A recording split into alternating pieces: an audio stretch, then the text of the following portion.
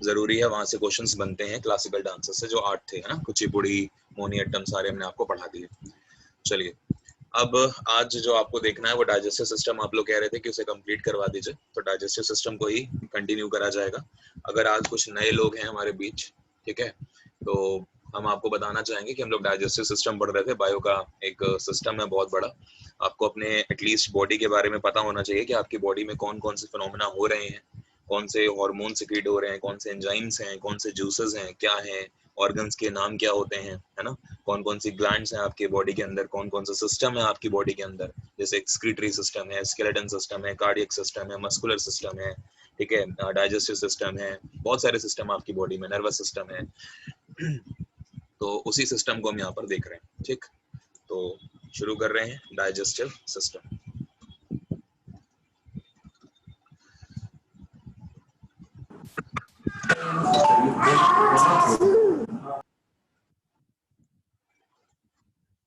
जी, तो digestive system में आपको जो समझना है उसको देख लीजिए। इससे पहले हम लोगों ने बात करी है कि डाइजेस्टिव सिस्टम कहाँ से कहाँ तक होता है। एक बार मैं आपको फटाफट कुछ चीजें रिकॉल करा रहा हूँ क्योंकि वो जरूरी है, ठीक है। सभी लोग अपना माइक म्यूट करेंगे, ठीक है, और अपने अपने नाम से ही रहिए प्लीज। चलिए, तो डाइजेस्टिव सिस्टम की अगर हम बात करें तो हमने देखा था कि सबसे पहले जो खाना है वो हमारी बक्कल कैविटी में आता था, ठीक है, तो बक्कल कैविटी में आ गया था। बक्कल कैविटी में आने के बाद जो आपका सेकंड नंबर पे खाना था वो कहाँ गया था, बताइए।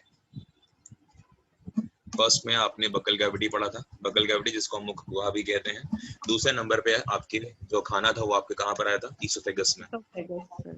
तो ईसोफेगस जिसको हम क्या बोलते हैं दूसरे वर्ड्स में, फूड पाइप भी आप कहते हो उसको, ठीक है। ये एक मस्कुलर टिश्यू होता है, मसल से मिलके बना होता है, जिसमें एक पेरिस्टल्सिस मोशन होती है जिसके थ्रू खाना आपके नीचे स्टमक तक पहुंचता है, ठीक है। पूरा दोनों आपको अच्छे से पढ़ाए हैं। और तीसरा जो आप देख रहे हो ये होता है स्टमक, ठीक है, स्टमक जिसको हम दूसरे वर्ड्स में क्या बोलते हैं, एब्डोमेन, ठीक है, एब्डोमेन कहते हैं या फिर स्टमक कहते हैं, एक ही बात है, या फिर आप इसे अमाशय भी बोल सकते हैं, ठीक है। और इसके बाद अगर हम बात करें चौथे नंबर पे, तो चौथे नंबर पे जो नेक्स्ट आपका आने वाला है उसे क्या बोलेंगे, कौन सा ऑर्गन होता है वो, दैट इज स्मॉल इंटेस्टाइन, ठीक है। तो स्मॉल इंटेस्टाइन आपको पढ़नी है और सभी लोगों से रिक्वेस्ट है कि प्लीज लिखिएगा, ठीक है। लिखेंगे तो फिर आपको याद भी रहेंगी चीजें, और अगर आपने नोट्स वगैरह पहले से बनाए हुए हैं तो अब तब भी आप लिखिए और फिर बाद में मैच कर लीजिएगा क्या क्या चीजें, अगर एक्स्ट्रा है तो नोट कर लेना, या अगर सेम है तो कोई बात ही नहीं। स्मॉल इंटेस्टाइन, स्मॉल इंटेस्टाइन के बाद फिर जो होगा नेक्स्ट ऑर्गन आपका, that will be large intestine, ठीक है। लार्ज इंटेस्टाइन में आपका खाना आएगा। और उसके बाद अगर हम बात करें 6 नंबर पे, फाइनली एनस, ठीक है, और एनस के थ्रू ये बाहर निकल जाएगा। एनस को हिंदी में गुदा कहते हैं, ठीक है। लार्ज इंटेस्टाइन को बड़ी आंत कहते हैं और स्मॉल इंटेस्टाइन को छोटी आंत कहते हैं। तो जो लोग हिंदी वाले हैं पूछ लीजिएगा अगर कहीं पे कोई हिंदी आपको पूछनी हो। वैसे लगभग जो टर्म्स होते हैं बायो के वो इंग्लिश में ही रहते हैं, ठीक है। इंग्लिश में पढ़ेंगे तो थोड़ा आपको अच्छा ही लगेगा। बकल कैविटी में जब हम देख रहे थे तो हमने यहाँ पर दो इम्पोर्टेंट पार्ट्स की बात करी थी कि बकल कैविटी जो आपका माउथ वाला सेक्शन होता है हम उसको देखते हैं, है ना, माउथ। तो माउथ में आपने दो चीजें पढ़ी थी, कौन कौन सी बताइए। एक तो आपने पढ़े थे आपकी टीथ्स, ठीक है, आपने टीथ्स पढ़ लिए थे। और टीथ्स के अलावा आपने दूसरा पढ़ा था आपके टंग, ठीक है। तो ये दोनों में क्योंकि डाइजेशन में ये पार्ट कर रहे हैं, मतलब ये सॉरी पार्टिसिपेट कर रहे हैं, टीथ भी और टंग भी। मैंने आपको प्रॉपर टीथ्स पढ़ाए हैं कि टीथ आपकी बॉडी में कितने तरह के होते हैं, जैसे 4 तरह के होते हैं। चारों का नाम क्या होता है सब कुछ आपको बताया, चारों का काम क्या होता है, कौन सा है दांत जो अकल वाले दांत होते हैं, कितने दांत होते हैं, उनका डेंटल फॉर्मूला क्या होता है, बच्चों में कितने दांत होते हैं, ठीक है। हाथी का जो दांत निकला होता है वो कौन सा होता है, वॉलरस का जो होता है वो कौन सा होता है, मैंने आपको हर एक चीज पढ़ाई, ठीक है ना। तो टीथ पूरा कंप्लीट करा। फिर उसके बाद हमने टंग पे बात करी थी उस दिन कि टंग में कितने तरह के टेस्ट होते हैं, है ना। अगर आप मीठा देखते हैं तो कौन कहाँ से आपको मीठा फील होता है, कहाँ से आपको नमकीन फील होता है, कहाँ से आपको बिटर लगेगा, ठीक है। ये सारी की सारी चीजें आपने देखी थी। टेस्ट बर्ड्स होते हैं जिनको हम पेपिलास बोलते हैं, तो उनके थ्रू आपको ये सब चीजें मिलती हैं, राइट। तो ये भी हो गया। इसके बाद आपने आपको पता है कि जहां जहां पे डाइजेशन हो रहा है वहां पर आपको ध्यान क्या रखना है कि कोई ना कोई ग्लैंड करवा रही होगी, ठीक है। तो मैं आपको जल्दी से फटाफट एक चीज और फटाफट बताता हूँ कि ग्लैंड कहाँ कहाँ पर है। देखो, सबसे पहले डाइजेशन जो है वो कहाँ पर हुआ था आपका, बक्कल कैविटी में, ठीक है ना। आप जैसे ही खाना खाते हैं तो स्टार्च का जो डाइजेशन है वो आपके बक्कल कैविटी यानी कि आपके माउथ से ही होना शुरू हो जाता है, बिकॉज आपके माउथ में सलाइवा है और सलाइवा में एक एंजाइम प्रेजेंट होता है जिसे हम बोलते हैं सलाइवरी एमाइलेज, ठीक है। तो वो क्या करता है, वो स्टार्च का ब्रेक डाउन करना शुरू कर देता है 3 फॉर्म में, वो भी मैंने आपको पढ़ाया था, जैसे माल्टोज है, आइसोमाल्टोज है ना, ये सब चीजें मैंने आपको पढ़ाई हैं। तो बकल कैविटी में डाइजेशन हुआ, बकल कैविटी के बाद अगला जो डाइजेशन हुआ था वो आपके स्टमक में हुआ था, ठीक है। और स्टमक के बाद तीसरे नंबर पे जो डाइजेशन होगा वो आपका स्मॉल इंटेस्टाइन में होगा। तो क्योंकि 3 पार्ट्स में आपका डाइजेशन होना है, तो डाइजेशन के लिए ऑफ कोर्स ग्लैंड्स जो हैं वो रिस्पॉन्सिबल हैं। तो इसलिए बकल कैविटी में जो आपकी ग्लैंड्स थी उनका नाम क्या था, बताइए।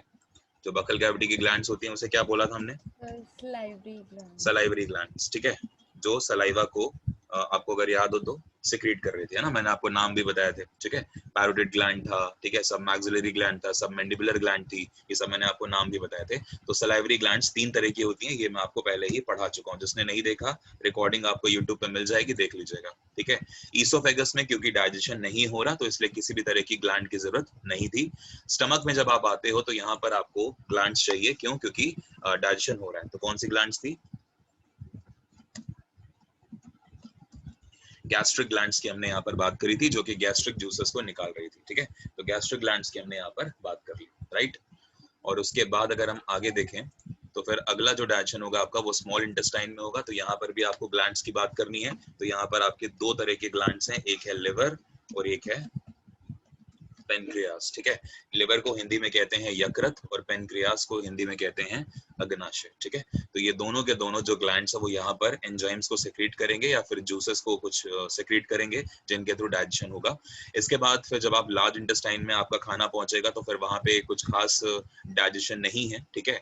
लार्ज इंटेस्टाइन में बस आप ये मान के चलो एक पैसेज है जिसके थ्रू वो एनस तक कनेक्टेड है, फिर एनस के बाद फिर फर्दर वो निकल जाता है, ठीक है।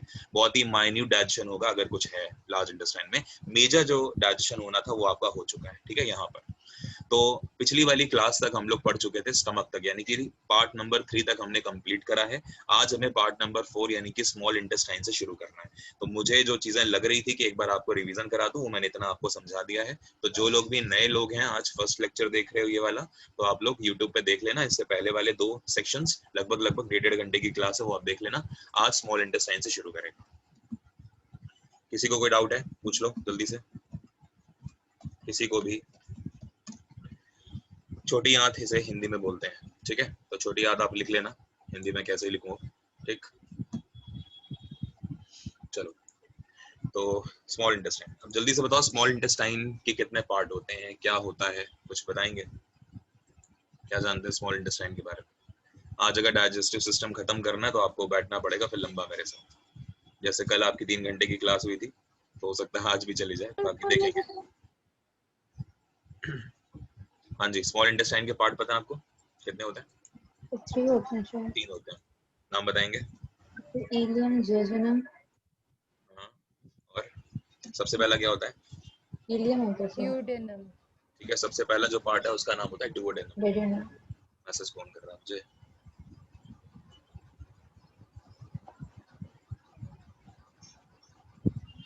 ओके, तो डुओडेनम हो गया। इसके बाद अगर हम बात करें दूसरे नंबर पे, तो ये होता है आपका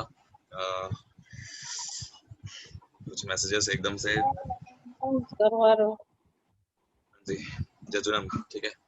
दूसरा होता है जजुनम और तीसरा जो होता है उसको हम बोलते हैं इलियम, ठीक है। क्यों पढ़ ली सामाल इंस्टेंट और बना के इस समय भी बात करनी है।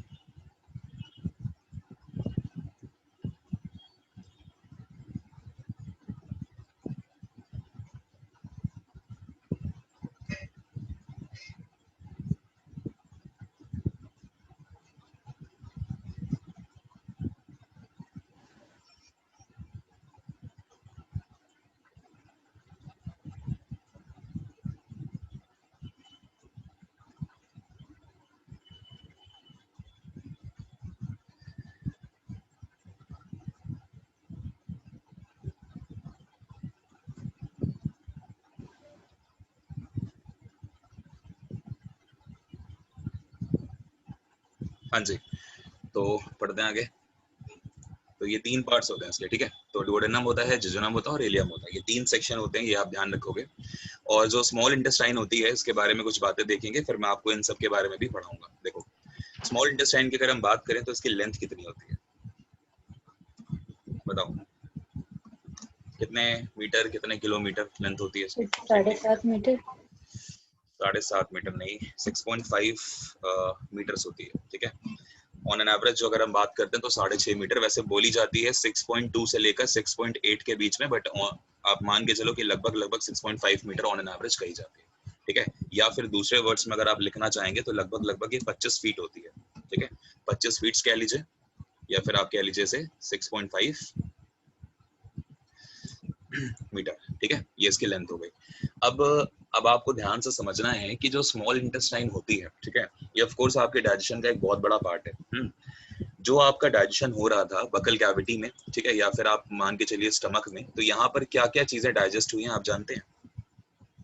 अगर मैं आपसे पूछूं कि आपके बकल कैविटी में क्या क्या डाइजेस्ट हुआ है, क्योंकि देखो अगर पुराना लिंक करते हुए पढ़ोगे तो बहुत अच्छे से समझ में आएंगी चीजें कि अभी हमें किस चीज का डाइजेशन कराना है, क्या बचा हुआ है ना, किसका होगा, कहाँ पर होगा, तो काफी हेल्प मिलेगी आपको। तो मुझे जल्दी से ये बताइए बकल कैविटी में क्या चीज हुई थी डाइजेस्ट? स्टार्च। स्टार्च, यानी कि मैं कह सकता हूँ कार्बोहाइड्रेट, है ना। कार्बोहाइड्रेट। तो जब कार्बोहाइड्रेट जो है वो क्या हो गई थी, वो डाइजेस्ट हो गई थी, है ना, लेकिन पूरी तरह से डाइजेस्ट तो नहीं हुई थी। ऐसा कहा जाता है लगभग 30 से 35% के बीच में जो डाइजेशन होता है कार्बोहाइड्रेट्स का, वो आपके बकल कैविटी में हो जाता है, ठीक है, और वो भी स्टार्च। तो कार्बोहाइड्रेट जो है वो क्या हुई, वो कन्वर्ट हुई, ठीक है ना। अब वो कन्वर्ट कहाँ पर हुई, मतलब वो आपके माउथ में कन्वर्ट हुई, ये आपको एक बात पता लग गई। और माउथ में जब कार्बोहाइड्रेट कन्वर्ट हुई है तो किस में कन्वर्ट हुई है बताइए? स्टार्च फाइनली किस में गया, ग्लूकोज में गया। लेकिन आप जानते हैं कि ग्लूकोज जो है वो कार्बोहाइड्रेट की स्मॉल यूनिट नहीं होती है, ये आप जानते हो। मतलब ग्लूकोज का भी फर्दर ब्रेकडाउन होना जरूरी है, बिकॉज ग्लूकोज जो है वो तो आपकी एनर्जी जो है वो यूज हो जाएगी आपकी बॉडी में ऑर्गन्स के काम करने के लिए, लेकिन जो एक्स्ट्रा ग्लूकोज है उसको ग्लाइकोजन में भी तो स्टोर होना है, बताइए। तो अगर उसको आगे ग्लाइकोजन में स्टोर होना है तो उसको कौन करेगा, उसको करेगा एक आगे जाके एंजाइम, जो कि कौन निकालेगा, जब आप पेनक्रियास को पढ़ोगे तो वहां पर मैं आपको पढ़ाऊंगा। लिवर कोई भी एंजाइम को रिलीज नहीं करता, ये चीज आप ध्यान रखना, लेकिन पेनक्रियास जो है वो निकालेगा। और ग्लाइकोजन में कन्वर्ट करने वाला जो एंजाइम है उसका नाम होता है एमाइलेज, ठीक है। तो इस पे हम बात करेंगे बाद में धीरे धीरे, अभी चीजों को समझिए। तो कार्बोहाइड्रेट जो है क्या, एक्सक्यूज मी सर, ये जो आपने 6.5 मीटर बॉडी है लेंथ इंटेस्टाइन की, small intestine, sir according to NCERT 7.5 है। 7.5 है yes sir. NCERT? Yes sir. एक बार गूगल कर लीजिए जरा। सर गूगल भी कर लिया मैंने, नोट्स भी दोबारा चेक 7.5 कर है, लिया। 7.5। चलिए ठीक है 7 कर दे रहा। ओके, सो 7.5 सेंटीमीटर लेंथ है ये। एक बार मैं भी चेक कर लूंगा इसे क्रॉस, ठीक है। Yes sir. चलिए कोई नहीं। तो 7.5 मीटर है या फिर 25 फीट, ठीक है ना। चलिए यस सर। ओके आगे चलते हैं, जस्ट अ मिनट। हाँ, तो कार्बोहाइड्रेट जो है आपका यहाँ पर पच गया। अब जब आप आगे आए तो आपके स्टमक में डाइजेशन होना जरूरी था। तो आप जानते हैं स्टमक में किसका डाइजेशन हुआ आपके, बताइए। कल आपने पढ़ा तो आपका जो प्रोटीन था, तो प्रोटीन आपका डाइजेस्ट हुआ कहाँ पे, आपके स्टमक में। तो जब प्रोटीन डाइजेस्ट हुआ आपके स्टमक में तो किसने करा, मतलब आपके स्टमक में हुआ, तो मैं वो चीज लिख देता हूँ, स्टमक में हुआ। और स्टमक में अगर प्रोटीन डाइजेस्ट हो रहा है तो किसमें उसका ब्रेकडाउन किसमें होता है, तो आप उसको बोलोगे कि सर वो पेप्टोन्स में टूट गया, यानी कि आपके स्टमक में पेप्टोन्स कह लीजिए या फिर पेप्टाइड्स कह लीजिए, है ना। लेकिन आप जानते हो कि जो प्रोटीन्स है उनका भी जो एकदम सिंपलेस्ट फॉर्म होती है वो तो अमाइनो एसिड्स होते हैं। तो यानी कि अभी इनको फर्दर ब्रेक डाउन होना जरूरी है। तो इनको ब्रेक कौन करेगा, जब ट्रिप्सिन एंजाइम निकलेगा, वो भी आपके पेनक्रियास से, ठीक है ना, वो हम बाद में बात करेंगे। तो फिर फर्दर ये किस में कन्वर्ट हो जाएगा, अमाइनो एसिड्स में। अमाइनो एसिड्स बहुत जरूरी हैं आपकी बॉडी के लिए, ठीक है, क्योंकि इन्हीं को बिल्डिंग ब्लॉक्स बोलते हैं, प्रोटीन्स को आप जानते हैं, ठीक है। और उसके बाद फिर क्या हुआ कि जब आप स्मॉल इंटेस्टाइन में आप आते हो, ठीक है, तो वहां पर आपके किसका पाचन होगा, फैट्स या फिर लिपिड्स का, ठीक है ना। तो अब आप ये देखो 3 ही मेन कंपोनेंट्स होते हैं जिनका डाइजेशन होना जरूरी है, ठीक है, कार्बोहाइड्रेट का, प्रोटीन का और फैटी एसिड्स का या लिपिड्स कह लीजिए। तो जो फैट्स या लिपिड्स हैं ये आपके डाइजेस्ट होंगे स्मॉल इंटेस्टाइन में, ठीक है। ये सब क्वेश्चंस बनते हैं कि आपके स्टमक में किसका डाइजेशन होता है, या फिर आप कह लीजिए कि आपके स्मॉल इंटेस्टाइन में किसका डाइजेशन होता है। तो ये चीजें हो गई, ठीक है। तो स्मॉल इंटेस्टाइन में आपका डाइजेशन होता है फैट या फिर लिपिड्स का, और जब ये डाइजेस्ट होंगे तो फिर ये अपने स्मॉलेस्ट पार्ट में टूटेंगे, मतलब इससे जो नीचे होता है उसको क्या बोलते हैं हम लोग, फैटी एसिड्स, ठीक है। तो इसका ब्रेकडाउन होगा फैटी एसिड्स में, और फैटी एसिड्स में टूटना ही इमल्सिफिकेशन का प्रोसेस होता है। जब मैं आपको लिवर पढ़ाऊंगा तो वहां पे बताऊंगा, ठीक है। चलो आगे चलते हैं। तो फैटी एसिड्स टूट गया। अब फैटी एसिड्स जो होते हैं वो फर्दर फिर टूटेंगे, उनको क्या बोलोगे आप? ग्लिसरॉल्स, ठीक है, क्योंकि फैट का जो सिंपलेस्ट फॉर्म है वो क्या है, वो आपका ग्लिसरॉल्स होता है। तो आप देखिए ये सब चीजें हो रही है ना। अब मैं क्या कर रहा हूँ, मैं यहाँ पर 3 तरह के एंजाइम्स का नाम लिख रहा हूँ जो कि बहुत जरूरी है आपके लिए। ये मैं यहीं पे इसलिए पढ़ा रहा हूँ, हालांकि अभी आगे भी एक बार इनका जिक्र करूंगा, लेकिन आप समझ लीजिए। जो एमाइलेज है, सलाइवरी एमाइलेज आपके बकल कैविटी में रिलीज हुआ था आपके सलाइवरी ग्लैंड की वजह से, ठीक है। तो वहां पर तो कार्बोहाइड्रेट का पाचन हुआ, लेकिन आप जान लीजिए कि वो एक एंजाइम है और कार्बोहाइड्रेट को पचाने के लिए हर टाइम एमाइलेज ही चाहिए, यानी कि सलाइवरी एमाइलेज ही चाहिए, ठीक है। लेकिन अब क्या होगा कि जब ये लार्ज इंटेस्टाइन में पहुंचेंगे ये सारी की सारी चीजें, या फिर आप कह लो स्मॉल इंटेस्टाइन में पहुंचेंगी जब ये सारी की सारी चीजें, तो स्मॉल इंटेस्टाइन में सबसे मैक्सिमम डाइजेशन होता है। यानी कि बकल कैविटी में हुआ था, स्टमक में हुआ था, स्मॉल इंटेस्टाइन में हुआ था, है ना, छोटी आंत में। तो छोटी आंत में सबसे ज्यादा डाइजेशन होता है, यानी कि जो बचा हुआ कार्बोहाइड्रेट है वो भी यहीं पे डाइजेस्ट होगा, जो बचा हुआ प्रोटीन है वो भी यहीं पर होगा, और जो फैट्स और लिपिड्स है वो तो यहाँ पर हो ही रहा है। तो समझ में आया आपको? तो आप यहाँ पर लिख सकते हैं कि maximum digestion takes place, maximum digestion takes place, ठीक है। तो यहाँ पर सबसे ज्यादा डाइजेशन होता है, और वो भी किसका किसका हो रहा है, तो तीनों का हो रहा है। यानी कि कार्बोहाइड्रेट्स भी हैं इसमें, कार्ब्स भी हैं, कार्ब्स के साथ साथ यहाँ पे प्रोटीन्स भी आपको मिल जाएंगे, और प्रोटीन्स के साथ साथ आपको यहाँ पे लिपिड्स भी मिल जाएंगे। यानी कि तीनों का जो डाइजेशन है वो आपके छोटी आंत में जरूर होगा, लेकिन जो मैक्सिमम पाचन हो रहा है पूरी तरह से वो लिपिड्स का हो रहा है। समझ में आया आपको?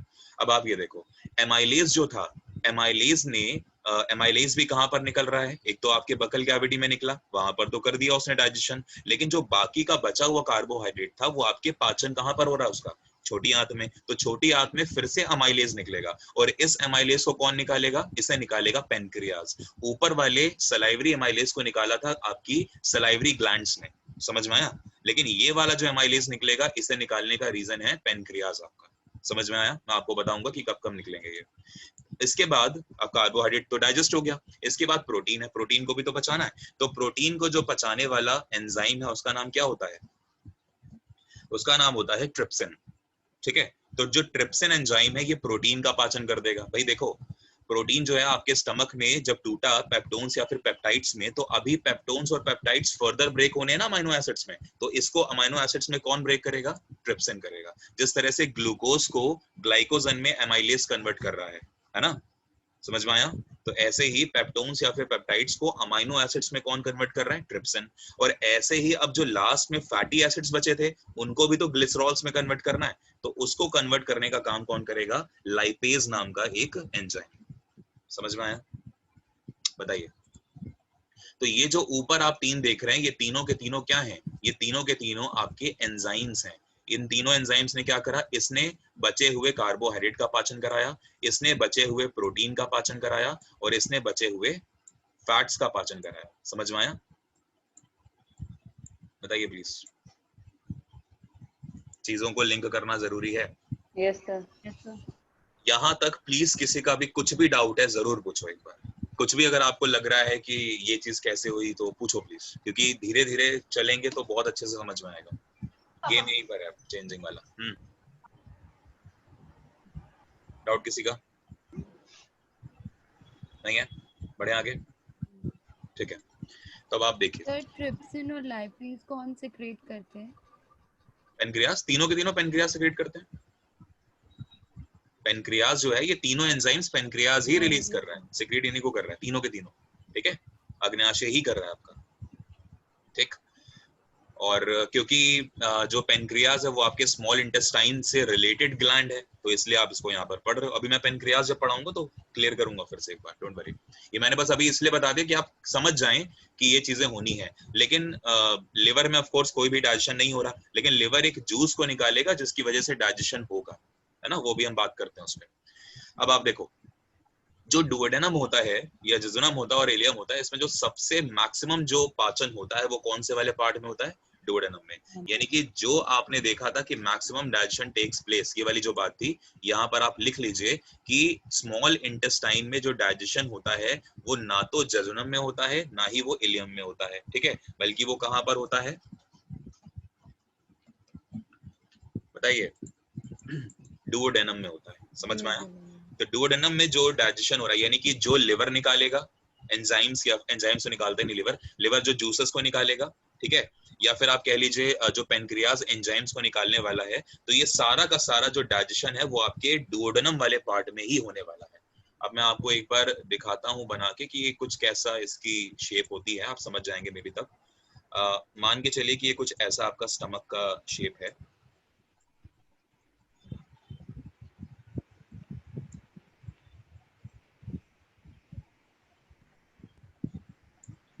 Like this. अगर ये आपका फॉर एग्जांपल स्टमक का शेप है, ठीक है, ऊपर आपका ईसोफेगस है, ये पूरा आ रहा है, नीचे आपका स्टमक हो गया। यहीं पर क्या होगा, यहीं से कनेक्टेड होंगी डक्ट्स लगे होंगे यहीं पे, ठीक है, और इन्हीं डक्ट से कुछ इस तरह से निकली होगी नीचे आपकी इंटेस्टाइन, जिसका हम बोल रहे हैं स्मॉल इंटेस्टाइन, ठीक है। ये कुछ ऐसा होता है अरेंजमेंट। मैं आपको भी फिगर दिखा दूंगा, डोंट वरी। यहाँ से लेके यहाँ तक ये इंटेस्टाइन खत्म हो गई, और इंटेस्टाइन का ये डुओडेनम वाला पार्ट खत्म हुआ। अब जो आगे आप देखोगे इंटेस्टाइन का, वो फर्दर जो आगे पार्ट होगा उसको आप बोलोगे जेजुनम, ठीक है। तो यहाँ से क्या होगा, ये कॉइल्ड फिर और आगे स्टार्ट होंगी कुछ इस तरह से, है ना, ये कॉइल्ड आगे ऐसे जैसे चलती जाएंगी, ठीक है, पूरा नीचे। आप इसको बनाए ना, बस आप ये समझ लें कि कुछ ऐसी इंटेस्टाइन्स होती हैं। मैं आपको भी डायग्राम दिखा दूंगा नेट से, डोंट वरी, ठीक है। तो मैं आपको सिर्फ जो पढ़ाने की कोशिश कर रहा हूँ अभी, वो इस वाले सेक्शन को पढ़ा रहा हूँ। ये जो आपको मैंने ब्लैक वाला सेक्शन दिखाया हाईलाइट करके, this part is known as duodenum, और यहीं पे क्या होगा, यहीं पे आपका डाइजेशन होगा, इस बात को समझिए, ठीक है। उसके बाद जो ये जेजुनम वाला पार्ट होता है, ये कैसा होता है, ये कॉइल्ड स्ट्रक्चर होता है। देखो मैं इसको भी लिख देता हूँ कि इसमें नो कॉइलिंग, यानी कि ये मुड़ा हुआ बिल्कुल भी नहीं होता। देखो कहाँ मुड़ा है ना, तो नो कॉइल्ड, या फिर कह लीजिए अनकॉइल्ड कह लीजिए, बेहतर होगा, मैं अनकॉइल्ड लिख देता हूँ, ठीक है। तो ये बिल्कुल भी कॉइल्ड नहीं होता। लेकिन अगर हम बात करें जेजुनम की, तो ये स्लाइटली कॉइल्ड होता है, ठीक है, दिस इज स्लाइटली कॉइल्ड, यानी कि मुड़ा हुआ होता है। ये चीज आप ध्यान रखें, ओके। और इसके बाद जो आप नीचे देख रहे हैं इलियम, ये तो हाईली कॉइल्ड होगा, यानी कि सबसे नीचे वाला जो पार्ट होगा उसको आप बोलते हो क्या, उसको आप बोलोगे इलियम, ठीक है। तो यहाँ पर जो आपको ये सेक्शन दिख रहा है, यार बस, ठीक है, थैंक यू, हाँ ठीक है, हाँ। तो आप देखो ये वाला जो सेक्शन आपको दिख रहा है, ये वाला, यहाँ पर क्या होगा, यहाँ पे बहुत सारी ना इस तरह से कॉइल्ड स्ट्रक्चर रहते हैं बहुत सारे, ठीक है। तो ये जो कॉइल्ड स्ट्रक्चर हैं, जो स्लाइटली कॉइल्ड होंगे, उनको आप बोलते हो जेजुनम। और फिर फाइनली जो लास्ट में बहुत सारी कॉइलिंग होगी, जो बहुत कॉम्प्लेक्स कॉइलिंग होगी, उसे आप बोल देते हो कैसा, इलियम, ठीक है। अब मैं आपको फटाफट एक बार दिखा देता हूँ ये चीज, जस्ट अ मिनट।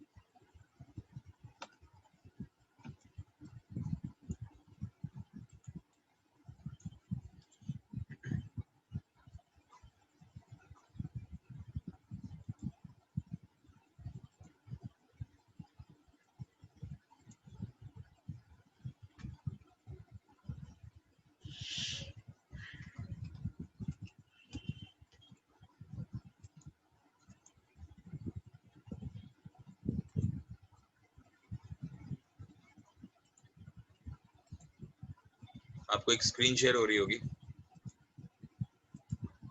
दिख रहा है, बताइए।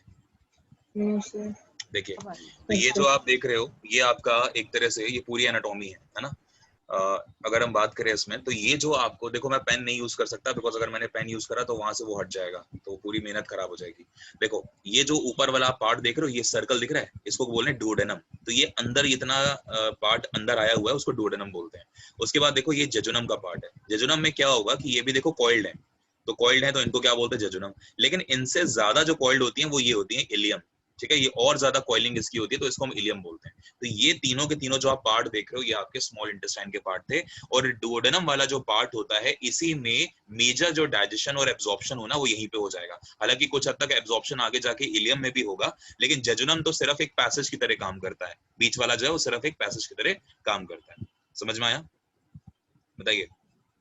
और ये जो आपको बाहर ये डार्क वाली येलो दिख रही है, दिस इज लार्ज इंटेस्टाइन। और इसी लार्ज इंटेस्टाइन का ये एक पार्ट होता है जिसको हम बोलते हैं वो वेस्टिजियल ऑर्गन होता है, उसे बोला जाता है अपेंडिक्स। आपने सुना होगा कई कुछ लोगों को अपेंडिक्स में दर्द होती है ना? तो अपेंडिक्स में दर्द होने का मेन कारण क्या है कि जब आप बहुत ज्यादा कुछ खा लेते हैं बाहर का तला फला ये सब चीजें, तो कोलेस्ट्रॉल आके उसमें इकट्ठा होता रहता है। ठीक है, हालांकि लिवर में भी जाके होता है, आपके ब्लड वेसल्स में भी कोलेस्ट्रॉल होता है, बात करेंगे उस पर भी हम।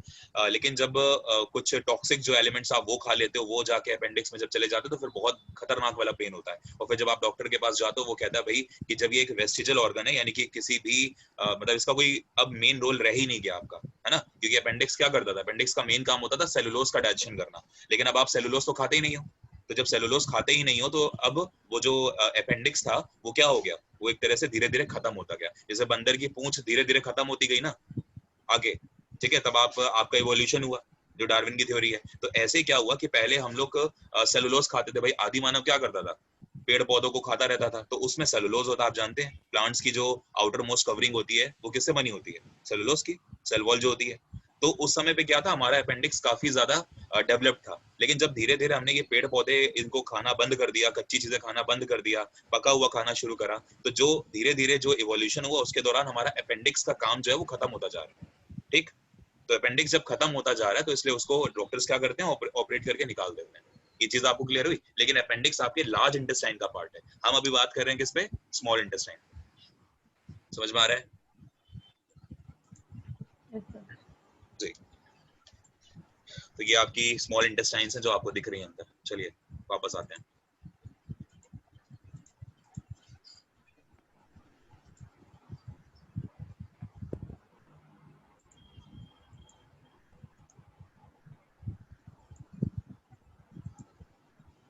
जी, तो हम बात कर रहे थे ये डुओडेनम की। तो इसी डुओडेनम में अब आपको समझना है कि इसी में क्या होगा, इसी में डाइजेशन होगा कार्बोहाइड्रेट का भी, प्रोटीन्स का भी और लिपिड्स का भी। ठीक है, आगे बढ़ते हैं।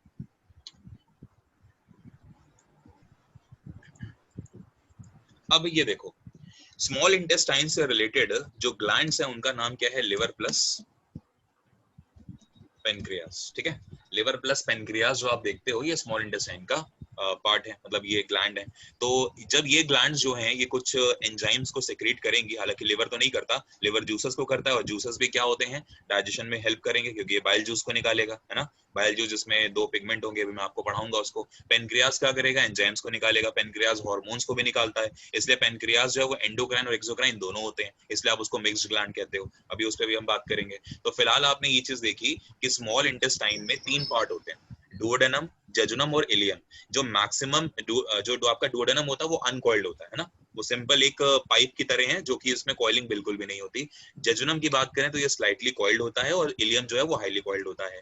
मेजर जो डाइजेशन है आपके पूरे डाइजेस्टिव सिस्टम में वो आपके स्मॉल इंटेस्टाइन में होता है, और स्मॉल इंटेस्टाइन में भी कहां पर होता है? डुओडेनम में होता है। ये आपको बात समझ में आ गई। और स्मॉल इंटेस्टाइन की जो लेंथ होती है दैट इज 7.5 मीटर्स, इसको एक बार हम चेक कर लेंगे। बाकी 25 फीट होती है। ठीक है, ये आप ध्यान रखेंगे। और कार्ब्स का, प्रोटीन्स का और लिपिड्स का डाइजेशन यहाँ पर हो जाए। ठीक, एक चीज और लिख सकते हो अगर लिखना चाहो स्मॉल इंटेस्टाइन के बारे में, कि ये स्ट्रॉन्ग होती हैं। ठीक है, इनको स्ट्रॉन्ग होना जरूरी है, स्ट्रॉन्ग, क्योंकि ये भी मस्कुलर ऑर्गन में ही आती है ये, है ना? तो स्ट्रॉन्ग है, नैरो पैसेज होता है ताकि खाना आराम से निकल जाए, नैरो है। उसके अलावा ये फोल्डेड होती हैं, अभी आपने देखा फोल्डेड होंगी, इसके साथ साथ फोल्डेड एंड ये कॉइल्ड स्ट्रक्चर्ड होती है ना, मुड़ी होती है, घुमावदार होती है, कॉइल्ड स्ट्रक्चर होगा। तो ये आप लिख सकते हैं स्मॉल इंटेस्टाइन के बारे में कि they are strong, narrow, folded and coiled structured in nature. Right, इतना आपको समझ में आ गया? बताइए जल्दी से। ठीक है, तो अब आप क्या कर सकते हो, फटाफट इसका स्क्रीनशॉट लो सारे लोग। किरण जी आप स्क्रीनशॉट ले लो इसके, फिर उसको हम आगे बढ़ते हैं। तो अभी मैंने आपको डुओडेनम पढ़ाना है, अभी मैं जेजुनम और इलियम पे तो आ ही नहीं रहा, मैं डुओडेनम पे जाऊंगा, बिकॉज डुओडेनम के अंदर डाइजेशन हो रहा है, और इस डाइजेशन के लिए रिस्पॉन्सिबल है 2 ग्लैंड्स, एक है लिवर और एक है पेनक्रियास। तो अब मैं आपको सीधा स्मॉल इंटेस्टाइन में डुओडेनम के बाद सीधा लिवर पे लेके चल रहा हूँ, और लिवर को कंप्लीट करेंगे, फिर पेनक्रियास को कंप्लीट करेंगे, फिर वापस आएंगे जजुनम पे, उसके बाद इलियम पे, और ये जब पढ़ लेंगे पूरा फिर हम जाएंगे small intestine, sorry large intestine पे। क्लियर? चीजें क्लियर हो रही है? पूरी थीम क्लियर हो रही है आपको कैसे कैसे पढ़ना है? चलिए रब करें। ओके किरण जी रब करूं मैं इसे? हाँ जी कर दीजिए। ठीक है आगे देखो अब आप। राइट तो अब आप हेडिंग डाल सकते हैं यहाँ पर लिवर, क्योंकि अब आपको सबसे पहली ग्लैंड पढ़नी है लिवर। लिवर एक ऑर्गन भी है एंड लिवर को हम ग्लैंड भी कहते हैं। ग्लैंड क्यों कहेंगे? आपको पता है कि आपकी बॉडी के कई सारे ऐसे ऑर्गन्स हैं जो कुछ केमिकल्स को सिक्रीट करते हैं आपकी बॉडी के अंदर या फिर आपकी बॉडी के बाहर, उन्हें क्या कहा जाता है? ग्लैंड्स। ठीक है, अगर कभी बॉडी के बाहर रिलीज होगा तो वो हमेशा जूस होगा। और ये केमिकल्स कितने तरह के होते हैं बताया ना मैंने आपको? बताइए, ग्लैंड्स जो होती हैं, जो ग्रंथियां होती हैं आपकी ग्लैंड्स, ये 3 तरह के केमिकल्स को निकालती हैं। क्या क्या नाम होता है उनका? सबसे पहले क्या होता है बताइए? जूसेस। वो जूसेस निकाल सकती हैं। ठीक है, दूसरे नंबर पे क्या निकाल सकती हैं वो? एंजाइम्स। वो एंजाइम्स को भी निकाल सकती हैं, और तीसरे नंबर पे वो हार्मोन्स को भी निकाल सकती हैं। इसके अलावा तीसरी कोई चीज आपकी बॉडी में नहीं निकलती, इसको आप ध्यान रखिए। ठीक है, हालांकि कुछ फ्लूइड्स जरूर होते हैं, ठीक है, जो निकलते हैं, बट हम उन फ्लूइड्स को ऑफ कोर्स नहीं इंक्लूड करते बिकॉज वो केमिकल्स में ग्लैंड्स नहीं सेक्रेट करती इसलिए। ठीक है, तो जूसेस, एंजाइम्स और हार्मोन्स ये 3 हो गए। याद रखिएगा कि ग्लैंड्स जो होती हैं वो 2 तरह की होती हैं, क्योंकि अब आपसे क्वेश्चन पूछेगा कि यार जो लिवर है वो एक्सोक्राइन ग्लैंड है या फिर एंडोक्राइन ग्लैंड है, तो आप क्या आंसर करोगे? ग्लैंड्स 2 तरह की होती हैं। हाँ, एक्सो कि एंडो? एक्सो। देखो ठीक है, तो जो एक्सोक्राइन ग्लैंड्स होती है और एंडोक्राइन ग्लैंड्स होती हैं, तो आप हमेशा ध्यान रखोगे कि जो एंडोक्राइन ग्लैंड्स होती हैं इनकी स्पेशलिटी होती है कि हमेशा क्या रिलीज करेंगी? ये हमेशा हार्मोन्स को रिलीज करेंगी और कुछ भी रिलीज नहीं कर सकती है। ठीक है, ये आपको ध्यान रखना है, एंडोक्राइन ग्लैंड्स। लेकिन पेनक्रियास की बात अलग है, बात करेंगे उस पर। तो हार्मोन्स हमेशा सिक्रेट करेगी, उसे आप बोलोगे एंडोक्राइन ग्लैंड्स। और जो ग्लैंड्स आपके जूसेस और जूसेस के साथ साथ क्या सिक्रेट कर दे? एंजाइम्स। ठीक है, उनको आप क्या बोल दोगे कि वो कैसी ग्लैंड्स होती हैं? वो होती हैं आपकी एक्सोक्राइन ग्लैंड्स। समझ में आ गया? तो अब आप देखो, लिवर को मैंने आपको बताया कि लिवर तो किसी भी तरह का कोई एंजाइम रिलीज ही नहीं करता, सिक्रीट ही नहीं करता, तो एंजाइम्स का तो नाम ही कट गया यहाँ से। और जो लिवर है वो किसी भी तरह के हार्मोन को भी सिक्रीट नहीं करेगा, तो हार्मोन नहीं है अगर, तो फिर लिवर एक एंडोक्राइन ग्लैंड हो नहीं सकती। तो लिवर क्या सिक्रीट करेगा? जूस। तो अगर जूस सिक्रीट करेगा तो जूस का नाम क्या होता है? Bile juice. तो बाइल जूस होने की वजह से, सिक्रीट करने की वजह से, इसे हम क्या बोलेंगे कि ये एक एक्सोक्राइन ग्लैंड होती है। समझ में आया? हिंदी में से बोलते हैं बहिश्रावी ग्रंथि, और एंडोक्राइन को बोलते हैं अंतःश्रावी ग्रंथि। ठीक है, तो एक्सोक्राइन ग्लैंड है लिवर। याद रहेगा क्यों? ड्यू टू सिक्रीशन ऑफ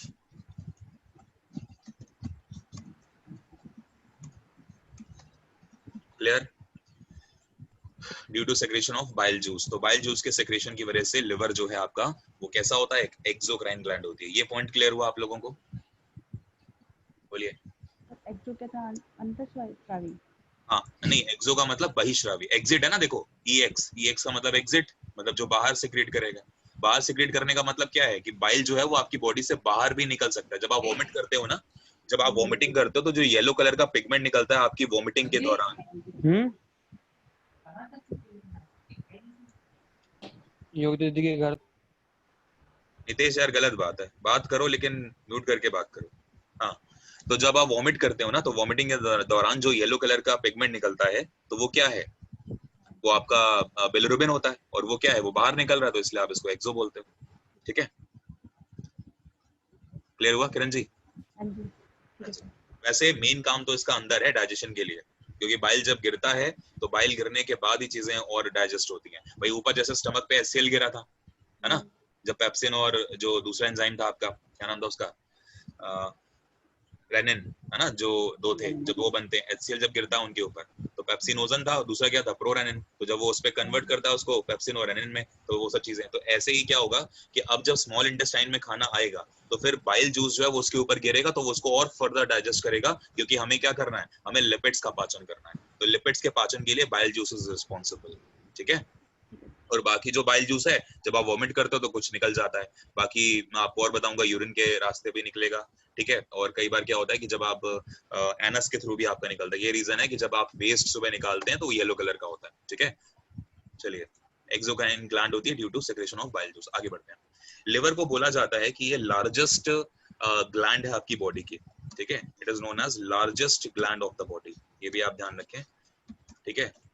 ये सबसे लार्जेस्ट ग्लैंड है आपकी बॉडी में। हम किसकी बात कर रहे हैं? हम एक्सोक्राइन ग्लैंड की बात कर रहे हैं, तो उसमें ये लार्जेस्ट ग्लैंड है आपकी बॉडी की, सबसे बड़ी बहिश्रावी ग्रंथि है, ठीक है। इसके अलावा हम इसे ये भी बोल सकते हैं कि ये लॉन्गेस्ट एंड हैवीएस्ट ऑर्गन है आपकी बॉडी का, ये भी आप बोल सकते हैं आप इसको, हैवीएस्ट इंटरनल ऑर्गन, ठीक है। ये भी आप ध्यान रख सकते हो, हम ऑर्गन की बात कर रहे हैं, तो longest and heaviest internal organ भी आप इसे बोलते हो। इसका रीजन क्या है? इसका रीजन ये है कि जब हम इसके वेट की बात करते हैं, तो आप जानते हैं आपका लिवर कितना है, कितना भारी होता है। मेल की बात करें और फीमेल की बात करें तो दोनों के लिए ऑफ कोर्स डिफरेंट डिफरेंट होगा। फीमेल में चीजें कम ही होती हैं, ये आप ध्यान रखें, ठीक है। फीमेल का जो बॉडी स्ट्रक्चर है वो ऐसा बना है कि उनमें जो चीजें होती हैं वो मेल के कंपैरिजन में कम होती हैं, ठीक है। जैसे अगर हम बात करें मेल में जो इसका वेट है वो होगा 1.4 से लेकर आप 1.8 kg के आसपास बोल सकते हैं, ठीक है। और फीमेल्स की बात करें तो ज्यादा नहीं, बस 0.2 ही कम है, तो 1.2 से लेके 1.4 kg के आसपास होता है, ठीक है। तो ये भी आप चीजें ध्यान रखें, ठीक। तो ये इसका आपका लिवर का वेट होता है। इतना आपको समझ में आया? आगे बढ़ सकते हैं? यस करते चलो प्लीज, समझ में आता है कि आप लोग को आ रहा है? Yes sir.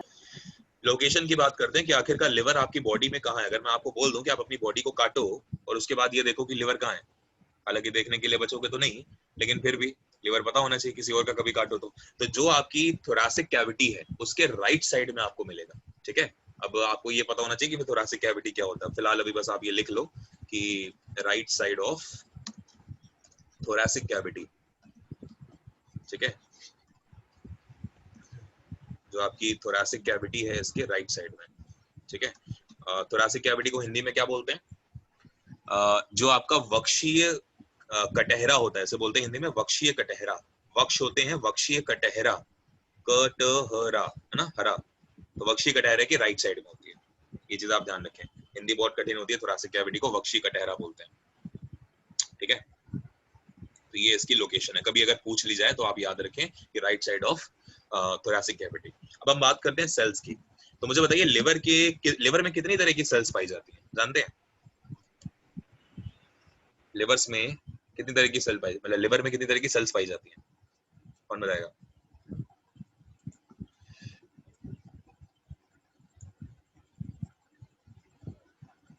जी श्वेता जी बताइए।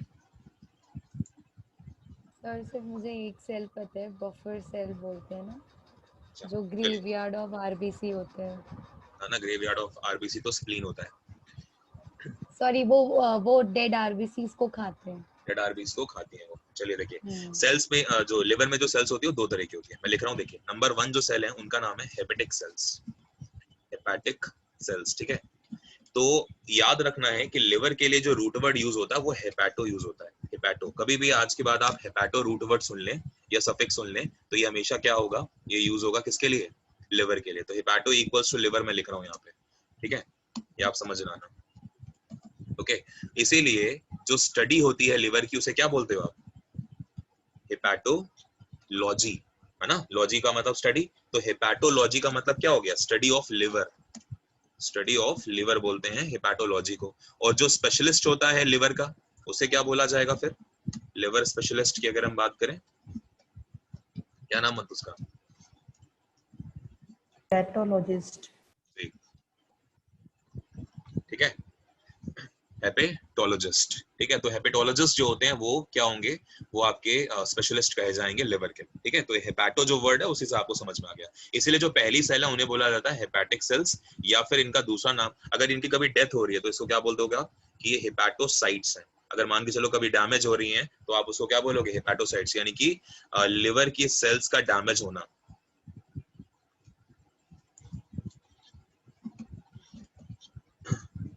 डैमेजिंग ऑफ लिवर सेल्स, ठीक है। तो उनको क्या बोलोगे कि भाई हेपेटोसाइट्स हो रहा है ना। हालांकि सेल्स के लिए भी इसके दूसरा वर्ड भी यूज कर ले तो कई बार आप हेपेटोसाइट्स, ठीक है, ये भी आप ध्यान रखो, ठीक है। तो दोनों चीजें, डैमेजिंग ऑफ लिवर सेल्स को भी आप हेपेटोसाइट्स में रखते हो, नहीं तो हेपेटिक सेल्स को भी आप कभी कभी हेपेटोसाइट्स बोल देते हो, ठीक है ना, क्योंकि साइट्स जो रूट वर्ड है वो सेल्स के लिए यूज होता है, दैट्स व्हाई। दूसरी जो सेल्स होती हैं ये काफी इंपॉर्टेंट है, जो भी आपने बताई भी, इनका नाम है कफर सेल्स, ठीक है, क्योंकि कफर साइंटिस्ट ने इसको डिस्कवर किया था तो इसलिए नाम दे दिया हमने कफर सेल्स, ठीक है। तो ये दो तरह की सेल्स होती हैं जो आपके लिवर में पाई जाती हैं। जैसे जब मैं आपको पेनक्रियास पढ़ाऊंगा तो मैं आपको बताऊंगा कि 4 तरह की सेल्स होती हैं पेनक्रियास के अंदर, कुछ होंगी जो कि हार्मोन को निकालेंगी, कुछ होंगी जो एंजाइम्स को निकालेंगी, बात करेंगे उस पे। तो कफर सेल्स और हेपेटिक सेल्स ये दो तरह की सेल्स हैं लिवर के अंदर। अब एक चीज ये समझिए कि जो लिवर है, लिवर की जो आपकी हेपेटिक सेल्स होती हैं, है ना, इनके ऊपर एक कवरिंग होती है। हेपेटिक जो सेल्स होती हैं इनके ऊपर एक कवरिंग होती है, और ये जो कवरिंग होती है ना, ये कवरिंग है प्रोटीन की, ठीक है, याद रखिए ये एक प्रोटीन की कवरिंग होती है। और इस प्रोटीन का नाम आपसे पूछ लेते हैं कि हेपेटिक सेल्स की जो कवरिंग है प्रोटीन की, उसका नाम क्या है, तो बताएंगे क्या नाम होता है? देखिए, इसे एक साइंटिस्ट है, उनका नाम है ग्लिसन। तो क्योंकि ग्लिसन ने इसे खोजा था तो इसलिए नाम दे देते हैं ग्लिसन कैप्सूल्स, ठीक है। तो ग्लिसन कैप्सूल्स की लेयर चढ़ी होती है हेपेटिक सेल्स के ऊपर, ताकि हेपेटिक सेल्स जो है वो सेफ रहें, डैमेज ना हो पाए, ठीक है। और इसी सेल की वजह से, इसी ग्लिसन कैप्सूल्स की वजह से जो आपकी हेपेटिक सेल्स होती है, इनमें एक सेल डिवीजन का प्रोसेस बहुत बढ़िया हो सकता है, ठीक है। सेल जो डिवीजन है उसका प्रोसेस बहुत अच्छे से होता है, ठीक है। क्यों? क्योंकि इसके पास पहले से ही प्रोटीन मौजूद है, और प्रोटीन का एक बहुत बड़ा रोल होता है सेल डिवीजन में, ये चीज आप ध्यान रखें। तो ये सेल डिवीजन प्रोसेस में ये काम करती है, बहुत अच्छे से काम करती है। इसीलिए कहा जाता है कि अगर कोई आपकी बॉडी का ऐसा ऑर्गन है जो सबसे जल्दी रीजनरेट होता है, उसका नाम क्या है? लिवर, ठीक है। मोस्ट रीजनरेटिव ऑर्गन है आपकी बॉडी का,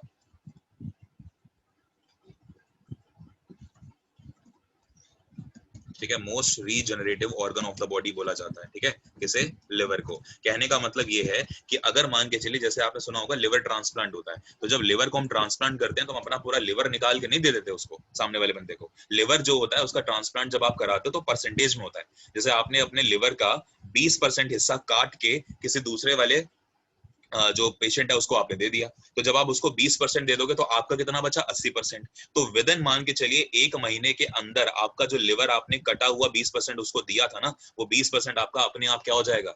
रीजनरेट हो जाएगा। इसीलिए बोला जाता है कि हमारी बॉडी में सबसे जल्दी अगर कोई बॉडी का कोई ऑर्गन अगर रीजनरेट हो सकता है तो वो कौन है? लिवर है। अगर आप अपना 90% लिवर भी किसी को दे दो ना, तो आप ये मान के चलो अगर आपका 10% है, पूरे चांसेस हैं विद इन 2 मंथ्स के अंदर आपका लिवर नया तैयार हो जाएगा बन के। हालांकि ऑफ कोर्स वो बात तो नहीं आएगी जो नेचुरल वाली बात होती है, लेकिन फिर भी आप ये मान के चलिए कि ये होता है। इसलिए जब भी लिवर को दिया जाता है, ट्रांसप्लांट करते हैं, तो कुछ परसेंटेज में देते हैं, समझ में आया? जैसे किडनी अगर ट्रांसप्लांट करनी है तो पूरी किडनी आपको निकाल के देनी पड़ेगी। किडनी में नहीं है कि आपने 20% किडनी दे दी, क्योंकि किडनी में रीजनरेटिव पावर नहीं होती है, ठीक है। और बिल्कुल लीस्ट किस में होती है? न्यूरॉन्स में। न्यूरॉन्स तो बिल्कुल डेवलप ही नहीं हो सकते दोबारा अगर एक बार डैमेज हुए। ये रीजन है कि जैसे जैसे आप एजेड होते हो तो न्यूरॉन्स की जो कैपेसिटी है वो कम होती जाती है, न्यूरॉन्स की सेल्स डैमेज होती हैं, आपकी याददाश्त कमजोर होती जाती है, ठीक है। ये चीजें होती हैं। तो लिवर क्या है? आपका most regenerative organ of the body है। और अगर हम बात करें तो ये किसकी वजह से है? क्योंकि ये ग्लिसन कैप्सूल्स जो होते हैं इसकी लेयर के अंदर होती है, और इसमें सेल डिवीजन बहुत अच्छे से होता है। मुझे ये बताइए सेल डिवीजन के कितने टाइप्स होते हैं? फिर 2 होते हैं ना, कौन कौन सा? Mitosis and meiosis. और इसमें कौन सा होगा फिर? एक होता है मियोसिस, एक होता है माइटोसिस। हम बात कर रहे हैं कि लिवर की जो सेल्स होती हैं वो किसकी वजह से जनरेट होगी? मियोसिस या फिर माइटोसिस?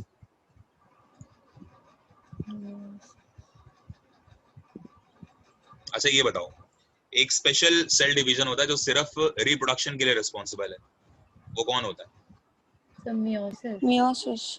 तो फिर क्या बचा? वो तो है नहीं, क्योंकि हम रिप्रोडक्शन तो करा नहीं रहे। क्या होगा? माइटोसिस। सिंपल सी बात है। तो यहाँ पर आपको ये समझना है कि mitosis form of cell division यहाँ पर होता है और बहुत ही जल्दी होता है, ठीक है। इसीलिए ये रीजनरेटिव है।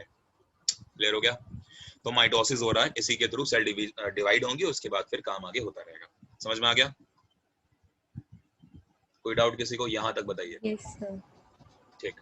तो जो कवरिंग थी उसका नाम क्या था? Glisson's capsule. अगर मान के चलो ग्लिसन्स कैप्सूल जो है ये किसका बना होता है, कोई अगर आपसे ये पूछ ले तो याद रखिए कोलेजन प्रोटीन का बना होता है। मैंने बोला ना प्रोटीन है, तो कौन सा प्रोटीन है? कोलेजन फाइब्रिल प्रोटीन होता है, ठीक है, याद रखो, फाइब्रिल्स बोलते हैं। कोलेजन फाइब्रिल्स प्रोटीन है, उसका ये बना होता है। Collagen is a kind of protein जिससे बना होगा आपका कौन? Glisten capsule. और ग्लिसन जो कैप्सूल है वो हेपेटिक सेल के ऊपर की एक लेयरिंग है, लेयर है। वैसे जो आप कैप्सूल खाते हो मेडिसिन, उसमें जो कैप्सूल होता है ना जो आप मेडिसिन में खाते हो, वो स्टार्च होता है, ठीक है। कैप्सूल की जो लेयर होती है वो स्टार्च की बनी होती है, दैट इज कार्बोहाइड्रेट, वो स्टार्च होता है। और स्टार्च के अंदर वो केमिकल्स पड़े होते हैं जो आपको खाने पड़ते हैं, जो आप कैप्सूल्स बाहर से खाते हो मेडिसिन वाले मेडिकल स्टोर से, वो स्टार्च का बना होता है। ये जो है ये प्रोटीन का बना है, इसका नाम है कोलेजन फाइब्रिल्स है, ये याद रखो। ऑफ कोर्स फाइबर का ही बना है प्रोटीन, लेकिन फाइब्रिल्स बोलते हैं इसको। अब मैं आपको बताने जा रहा हूँ लिवर के बारे में थोड़ा सा और। देखिए लिवर बहुत जरूरी है, इसलिए लिवर में काफी टाइम लगता है पढ़ाने में। ये आपका लिवर है,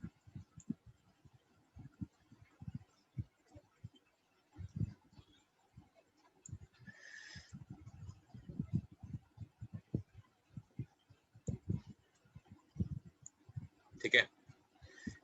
लिवर जब भी होगा तो आपका पूरा लिवर एक जैसे मतलब कंप्लीट जुड़ा हुआ नहीं होता, ये चीज आप ध्यान रखें। लिवर में डिवीजन होते हैं, दो लोब्स होते हैं इसमें। जैसे आपका हार्ट में 4 चैम्बर्स बोले जाते हैं ना, ऐसे आपके लिवर में भी हैं। और लिवर में जो आपको दिख रहा है, तो यहाँ पर बीच में ये मैंने क्या कर दिया, यहाँ पर कनेक्ट करा है इसको, ठीक है। तो जो ऊपर वाला सेक्शन आप देख रहे हो उसे बोला जाता है लेफ्ट सेक्शन, और जो नीचे वाला आप देख रहे हो उसको हम बोलते हैं राइट सेक्शन।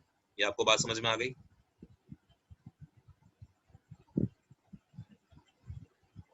इस तरह से, ठीक है। ये आप कलर कर लेना अपना। तो जो ऊपर वाला सेक्शन आप देख रहे हो, दिस वन, इसे क्या बोलेंगे? इसे बोलते हैं हम लेफ्ट लोब। और ये जो आप नीचे वाला देख रहे हो, इसे बोला जाता है राइट लोब। तो मैं इनको लिख रहा हूँ, 2 लोब्स में डिवाइड है। Upper one is known as left lobe, ठीक है। और जो नीचे वाला आप देख रहे हो उसका नाम होता है राइट लोब, ठीक है। लेफ्ट लोब और राइट लोब।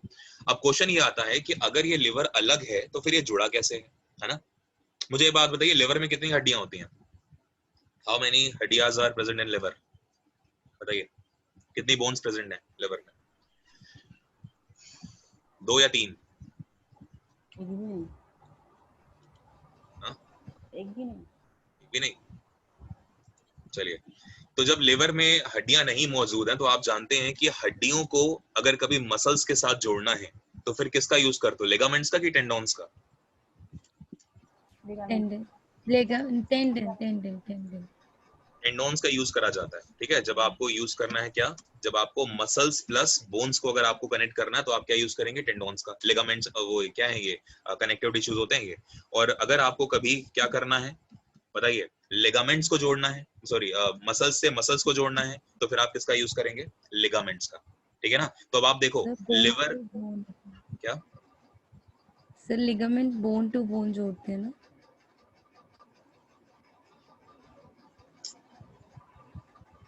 क्या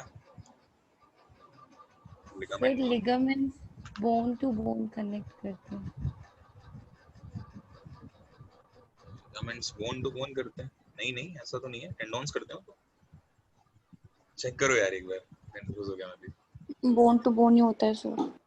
बोन टू बोन होता है सर, हमारा थाई बोन हमारे नीचे वाले लेग से जॉइन होता है, बोन से बोन होता है, यस। Ligament bone. और यहाँ पर होता है बोन से मसल, है ना, टेंडोन्स। एमटीबी, हाँ याद तो आ गया, एमटीबी होता है, यस बताया भी था आप लोगों को, मैं भूल गया। चलो ठीक है, बोन टू बोन को कनेक्ट करते हैं, लिगामेंट्स होता है, टेंडोन्स में होता है मसल्स प्लस बोन, ठीक है। अभी क्लियर है? अब आप देखो, तो जब हम लिवर की बात करते हैं तो लिवर में यहाँ पर क्या है कि ये भी एक मस्कुलर ऑर्गन है और ये भी एक मस्कुलर ऑर्गन है, लेकिन यहाँ पर एक डक्ट प्रेजेंट है। समझ में आ रहा है? यहाँ पर क्या एक प्रेजेंट है? एक डक्ट। ये डक्टिंग के थ्रू कनेक्ट होता है आपकी स्मॉल इंटेस्टाइन से, क्योंकि जो लिवर है, जो केमिकल्स लिवर सिक्रीट करेगा और जो केमिकल्स हैं आपके वो सिक्रीट करेगा, क्या नाम है, पेनक्रियास, ठीक है। तो वो दोनों के दोनों डक्टिंग के थ्रू अंदर आएंगे आपके स्मॉल इंटेस्टाइन में। तो जो डक्ट है उसे ऐसा आप मान के चलो कि बोन ट्रीट करा जाता है। तो हम ये मान के चलेंगे कि यहाँ पर जो ये कनेक्टिविटी हो रही है ये डक्ट प्लस मसल्स की हो रही है, इसीलिए जो बीच में आप ये देख रहे हो जो ये कनेक्ट कर रहा है इसको बोला जाता है लिगामेंट, ठीक है। और इसका नाम क्या होता है पता आपको?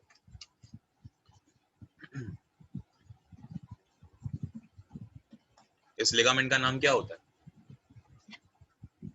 मैं नीचे लिख रहा हूँ रेड पेन से, मतलब ऊपर कर दे रहा हूँ। फेल्सी पैरम, ठीक है। फेल्सी पैरम लिगामेंट होता है जिसकी वजह से कनेक्टेड होता है।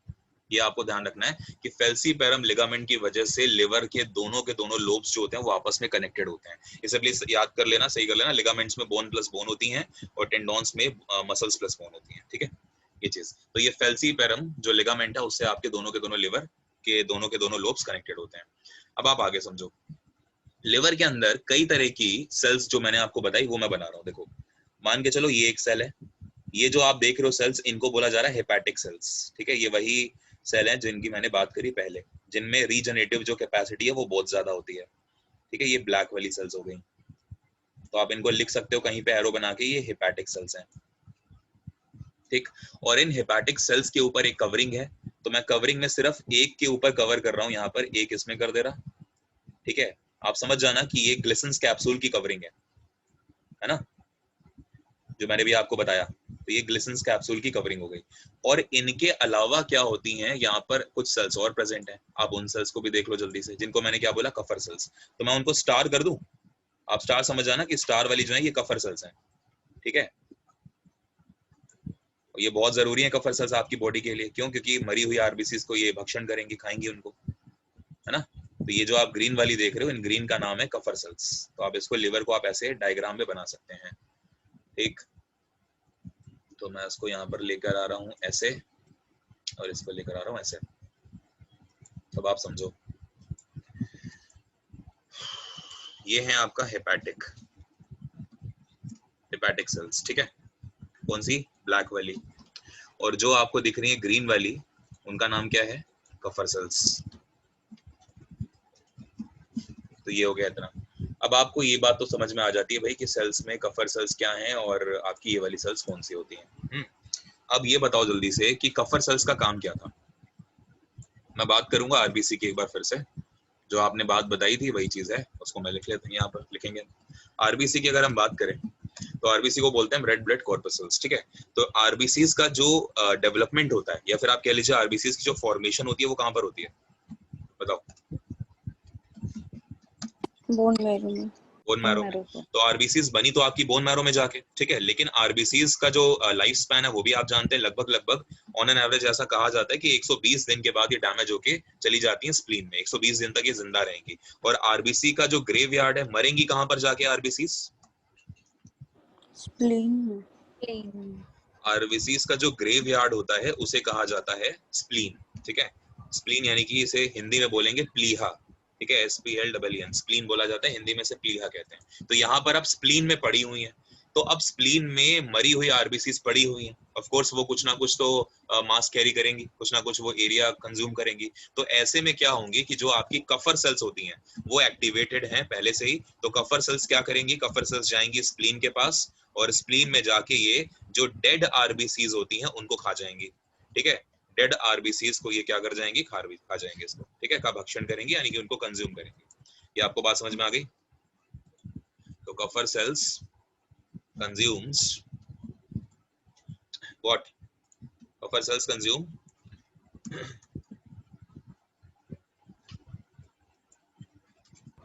डेड RBCs, ठीक है। ये चीज आपको ध्यान रखनी है, ओके। तो अब आपको ये समझ में आया कि कफर सेल्स का काम क्या होता है और हेपेटिक सेल्स का काम क्या है। हेपेटिक सेल्स का काम था कि आपकी बॉडी में लिवर को फिर से क्या करना? रीजनरेट करना, है ना। अगर कुछ डैमेजिंग हो रही है तो उसको रीजनरेट करने का काम ये हेपेटिक सेल्स कर रही हैं। बाकी कफर सेल्स का काम क्या है बताइए? कफर सेल्स का काम है मरी हुई आरबीसीज को भक्षण करना, और कोई कफर सेल्स का एग्जैक्टली काम नहीं होता। बाकी जो हेपेटिक सेल्स हैं वो क्या करेंगे, लिवर को भाई काम करने के लिए भी तो एनर्जी चाहिए, तो एनर्जी चाहिए तो फिर जो भी एनर्जी है वो उनकी सेल्स भी बनाएंगी और फिर लिवर को देंगी वो सेल्स। तो वो सारा का सारा जो बेसिक काम है सेल का वो तो करेंगी हेपेटिक सेल्स, लेकिन बाकी ये वाला जो काम है फॉर्मेशन, रीजनरेशन, माइटोसिस के थ्रू वो भी करेंगे। क्लियर हो गया?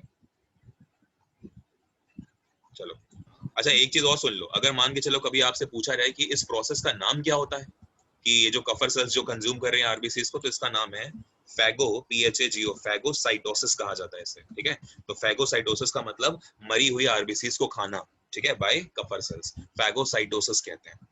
ठीक है, बोलो इतनी चीजें आपको क्लियर हुई? ठीक है, यस सर। अब हम हेपेटिक सेल्स पे एक बार और बात करेंगे। देखिए कई बार क्या होता है कि आपकी जो हेपेटिक सेल्स होती हैं उनमें सूजन आ जाती है। हेपेटिक सेल्स में क्या होता है, इन्फ्लेमेशन हो जाता है, यानी कि सूजन हो जाती है। ठीक है, मैंने इन्फ्लेमेशन की स्पेलिंग गलत लिखी है, देखो क्या गलती है, डबल एम होता है ना सेक्रेटरी जी? चलो जल्दी बता देना क्या गलती है, वैसे डबल एम होता है जहां तक मुझे ऐसा लगता है, मैं लिख ही देता हूँ पहले, सिंगल है तो बता देना। हाँ, तो हेपेटिक सेल्स में क्या होता है, इन्फ्लेमेशन हो जाता है। तो अगर कभी हेपेटिक सेल्स में इन्फ्लेमेशन हुआ, यानी कि सूजन अगर आ गई, तो फिर क्या होगा, आपकी हेपेटिक सेल्स डैमेज होगी। और अगर आपकी हेपेटिक सेल्स डैमेज हुई तो उसमें क्या होगा, उस समय आपको हो जाएगा, ठीक है, क्या चीज, हेपेटाइटिस। समझ में आया? तो हेपेटाइटिस होने के चांसेस, हेपेटाइटिस से आई गेस आप सभी बहुत अच्छे से फेमिलियर हो। हेपेटाइटिस जो वर्ड है वो दो चीजों से मिलके बना है। देखो, एक है ये आइटिस और एक है ये हेपेटिक, है ना। तो हेपेटो जो रूट वर्ड है वो ऑफ कोर्स लिवर के लिए यूज करेंगे हम, और आइटिस कभी भी कोई आपको ये वर्ड दिखे तो आप समझ जाना कि ये इन्फ्लेमेशन के लिए, जैसे कंजक्टिवाइटिस, है ना, आपकी आंखों में अगर सूजन आ जाती है तो आइटिस वर्ड यूज कर रहे हो तो आंखों की सूजन है वो, है ना। ऐसे ही हेपेटाइटिस का मतलब क्या होगा, जब लिवर की सेल्स में सूजन आ जाए तो वो चीज हो गई। तो आप यहाँ पर लिख सकते हो कि हेपेटिक का मतलब था यहाँ पे लिवर, है ना, और लिवर में क्या हो गया भाई, सूजन आ गई, यानी कि इन्फ्लेमेशन हो गया। ठीक है, तो लिवर में जब इन्फ्लेमेशन हो गया तो उसे ही आप बोलते हो हेपेटाइटिस, और कुछ भी नहीं है ये। अच्छा, हेपेटाइटिस होता कितने तरीके का है पता आपको? हेपेटाइटिस टोटल 5 तरह का पॉसिबल है, और जो आपको होता है, मतलब जो मेन आपके लिए सबसे ज्यादा खतरनाक वाला है, वो आपको होता है हेपेटाइटिस बी। हेपेटाइटिस 5 तरह के हैं, ABCDE, मैं पांचों लिख दे रहा, चलो, ABCD और E। लेकिन आपके लिए जो खतरनाक है वो है आपका हेपेटाइटिस बी, जिसकी वजह से आपको प्रॉब्लम्स हो जाती हैं कई बार, हेपेटाइटिस बी। ठीक है, और अगर आपने ये सही नहीं करा तो फिर आप ultimately it will cause to jaundice. और हेपेटाइटिस में अगर कोई आपसे पूछे कि आपकी बॉडी का कौन सा ऑर्गन है जो डैमेज होता है हेपेटाइटिस में, क्या बताओगे?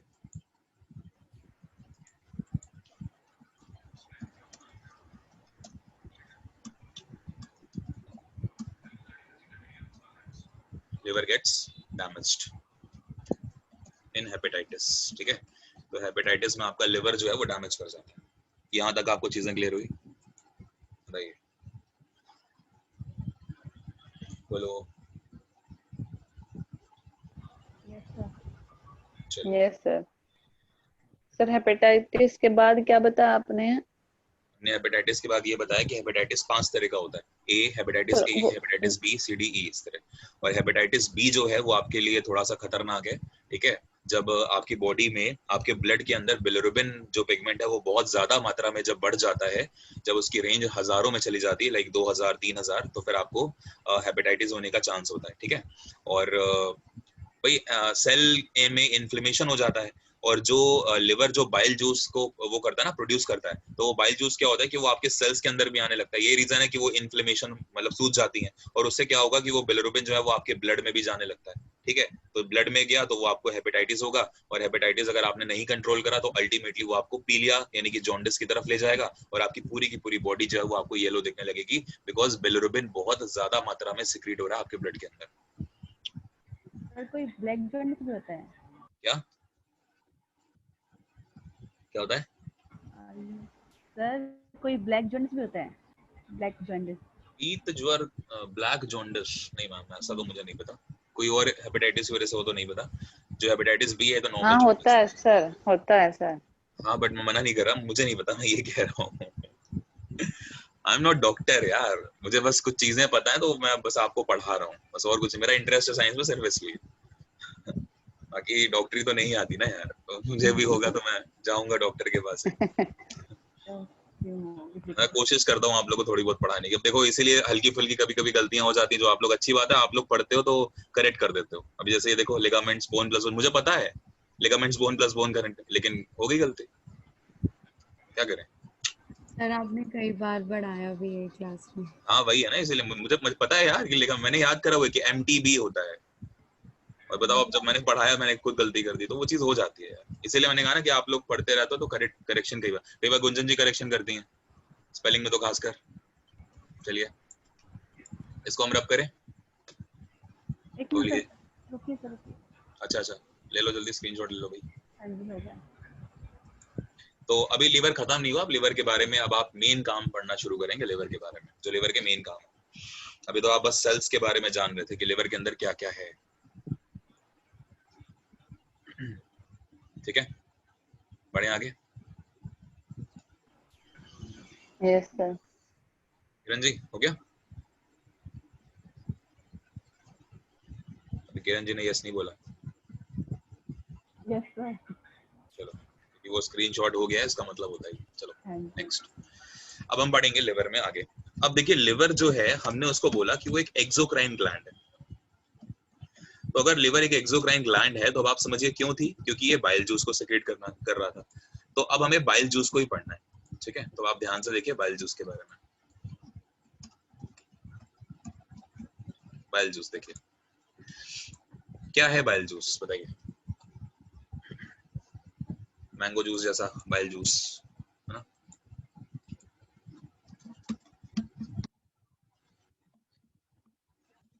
याद रखिए एक दिन में लगभग 700 से 800 ml जो बाइल जूस है, यानी कि जो बाइल को हिंदी में कहते हैं पित्त कहते हैं ना, पित्त रस। यस, तो पित्त रस जो है वो सिक्रीट करता है 700 से 800 ml पर डे, बहुत ज्यादा होता है ये, ठीक है।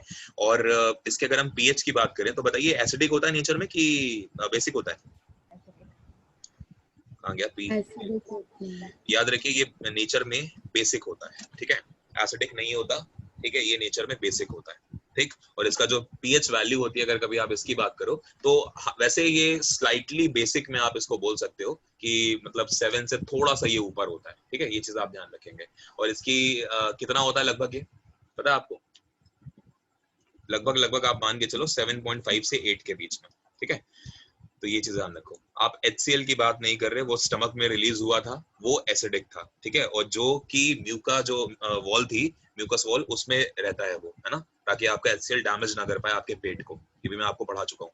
लेकिन हम बात कर रहे हैं बाइल जूस की, and bile juice is basic in nature. 7.5 से 8 के आसपास इसकी पीएच होती है। समझ में आया? ये चीज आप ध्यान रखो। अब बाइल जूस का जो पार्ट है उसको समझो कि बाइल जूस क्या है। बाइल जूस जो है ये कुछ पिगमेंट से मिलके बना होता है, ठीक है। बाइल जूस में क्या होते हैं, कुछ पिगमेंट्स होते हैं। तो मैं उन पिगमेंट्स का नाम लिख रहा हूँ, मुझे बताइए कौन कौन से पिगमेंट्स मिलेंगे आपको बाइल जूस में।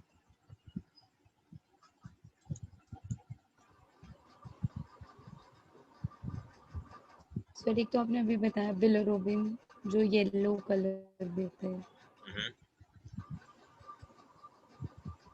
और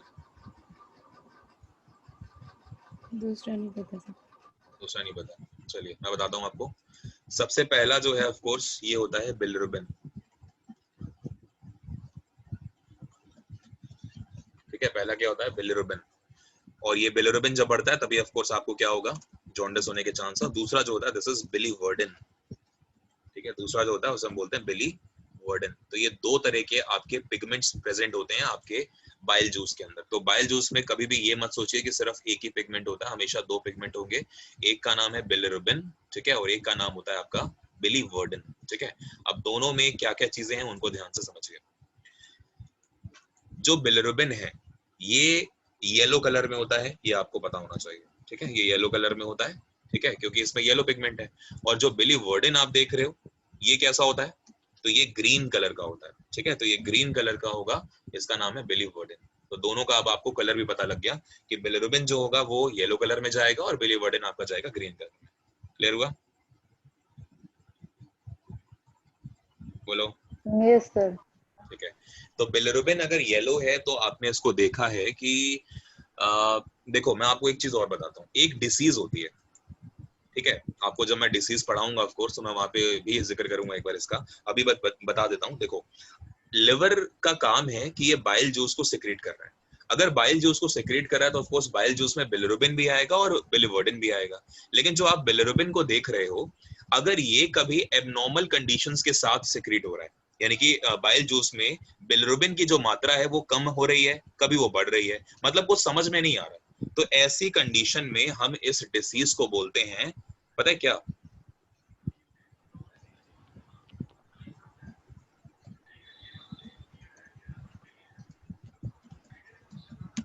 इसे बोला जाता है गिलबर्ट सिंड्रोम।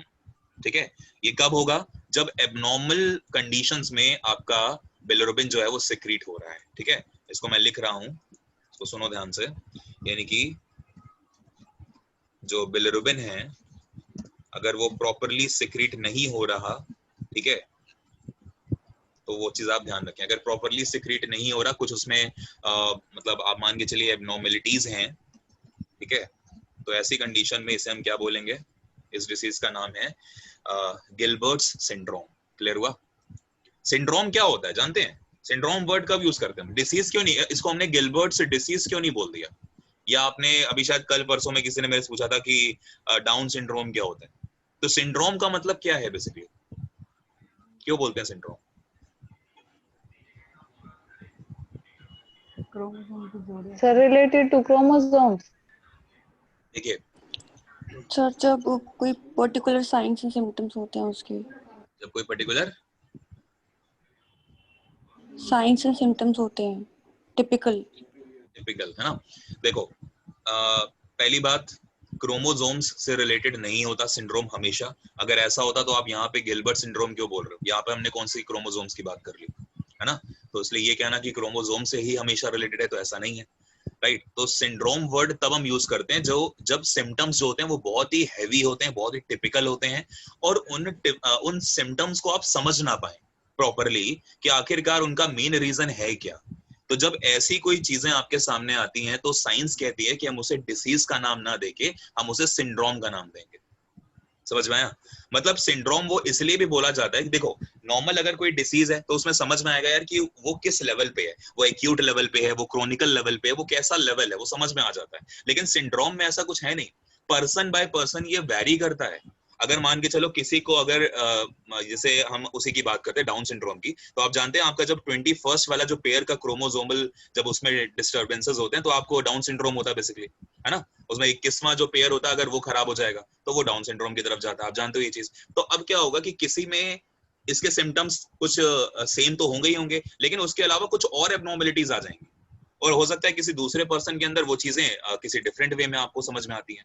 तो सिंड्रोम बेसिकली चीजों को क्लियर नहीं करता है, और सिम्टम्स भी बहुत टिपिकल होते हैं, बहुत हैवी सिम्टम्स होते हैं, तो वहां पर हम सिंड्रोम यूज करते हैं। ऐसे यहाँ पर देखो, जब बिलिरुबिन की जो मात्रा है वो एबनॉर्मल कंडीशंस में सिक्रीट हो भी रही है और कभी कभी नहीं भी होती है, या किसी में ज्यादा होती है किसी में कम होती है, तो ऐसी कंडीशन को हमने सिंड्रोम बोला। और क्योंकि गिलबर्ट साइंटिस्ट ने इसको खोजा था तो इसलिए नाम दे दिया हमने इसे गिलबर्ट सिंड्रोम।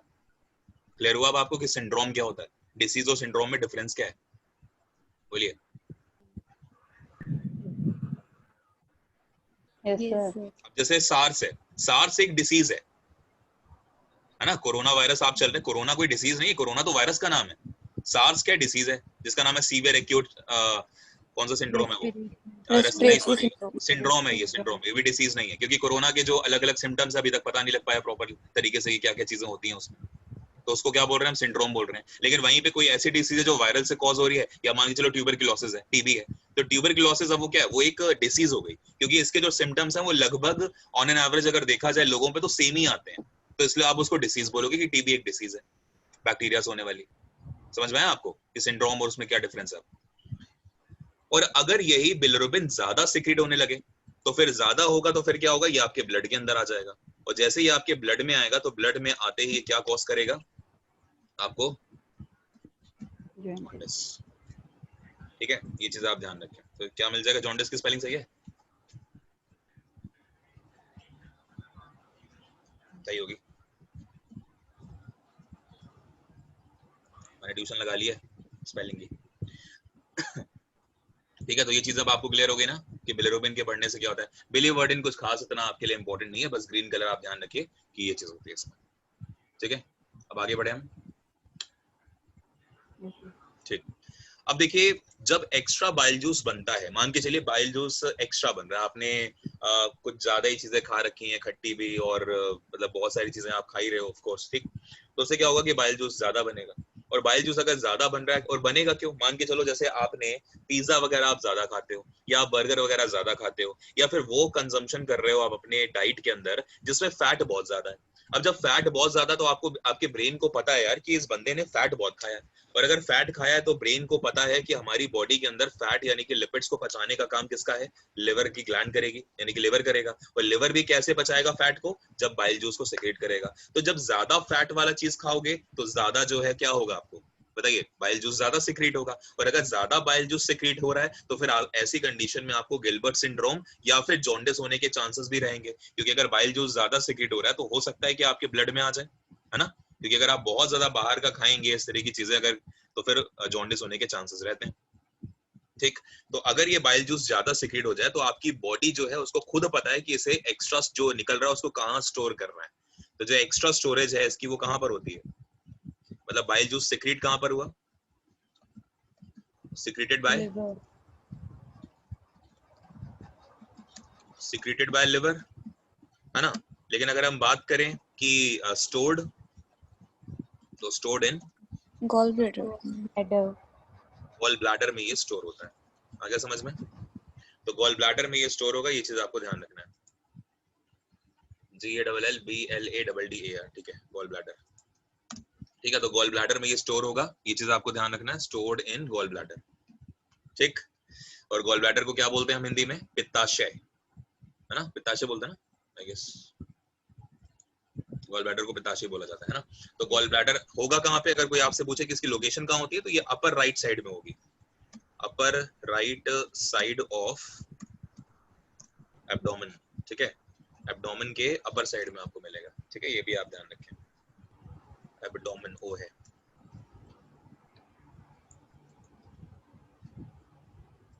ठीक है, upper right side of abdomen, ये आपको लोकेशन मिलती है गॉल ब्लैडर की, और जस्ट लिवर से लगी हुई होती है। अभी मैंने लिवर बनाया था ना ऐसा कुछ, अगर ये लिवर है मान के चलो, तो लिवर के जस्ट बगल में इस तरह का एक आपको मिलेगा ऐसी अरेंजमेंट, यही गॉल ब्लैडर है आपका।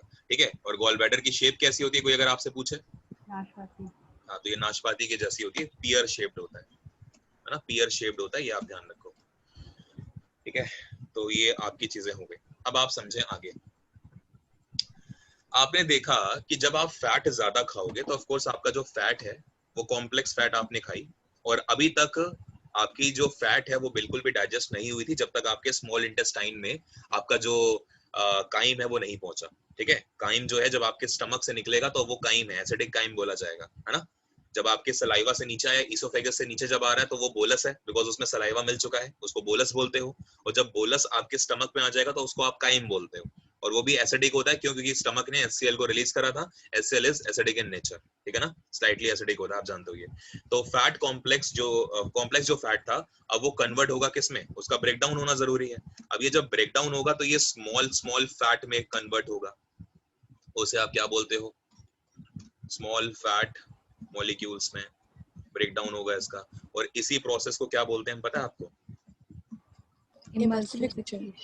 इमल्सिफिकेशन। ठीक है, तो लिवर जो है वो इमल्सिफिकेशन प्रोसेस में भी डील करता है, यानी कि जो लार्जेस्ट फैट, जो कॉम्प्लेक्स या कह लीजिए बड़े बड़े लार्ज फैट पार्टिकल्स हैं, उनको ये स्मॉल फैट पार्टिकल्स या मॉलिक्यूल्स में ब्रेक करता है। इस प्रोसेस को हम इमल्सिफिकेशन कहते हैं। क्लियर?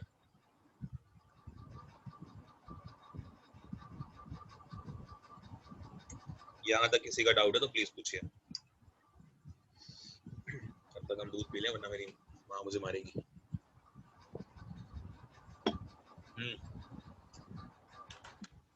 क्लियर हुआ?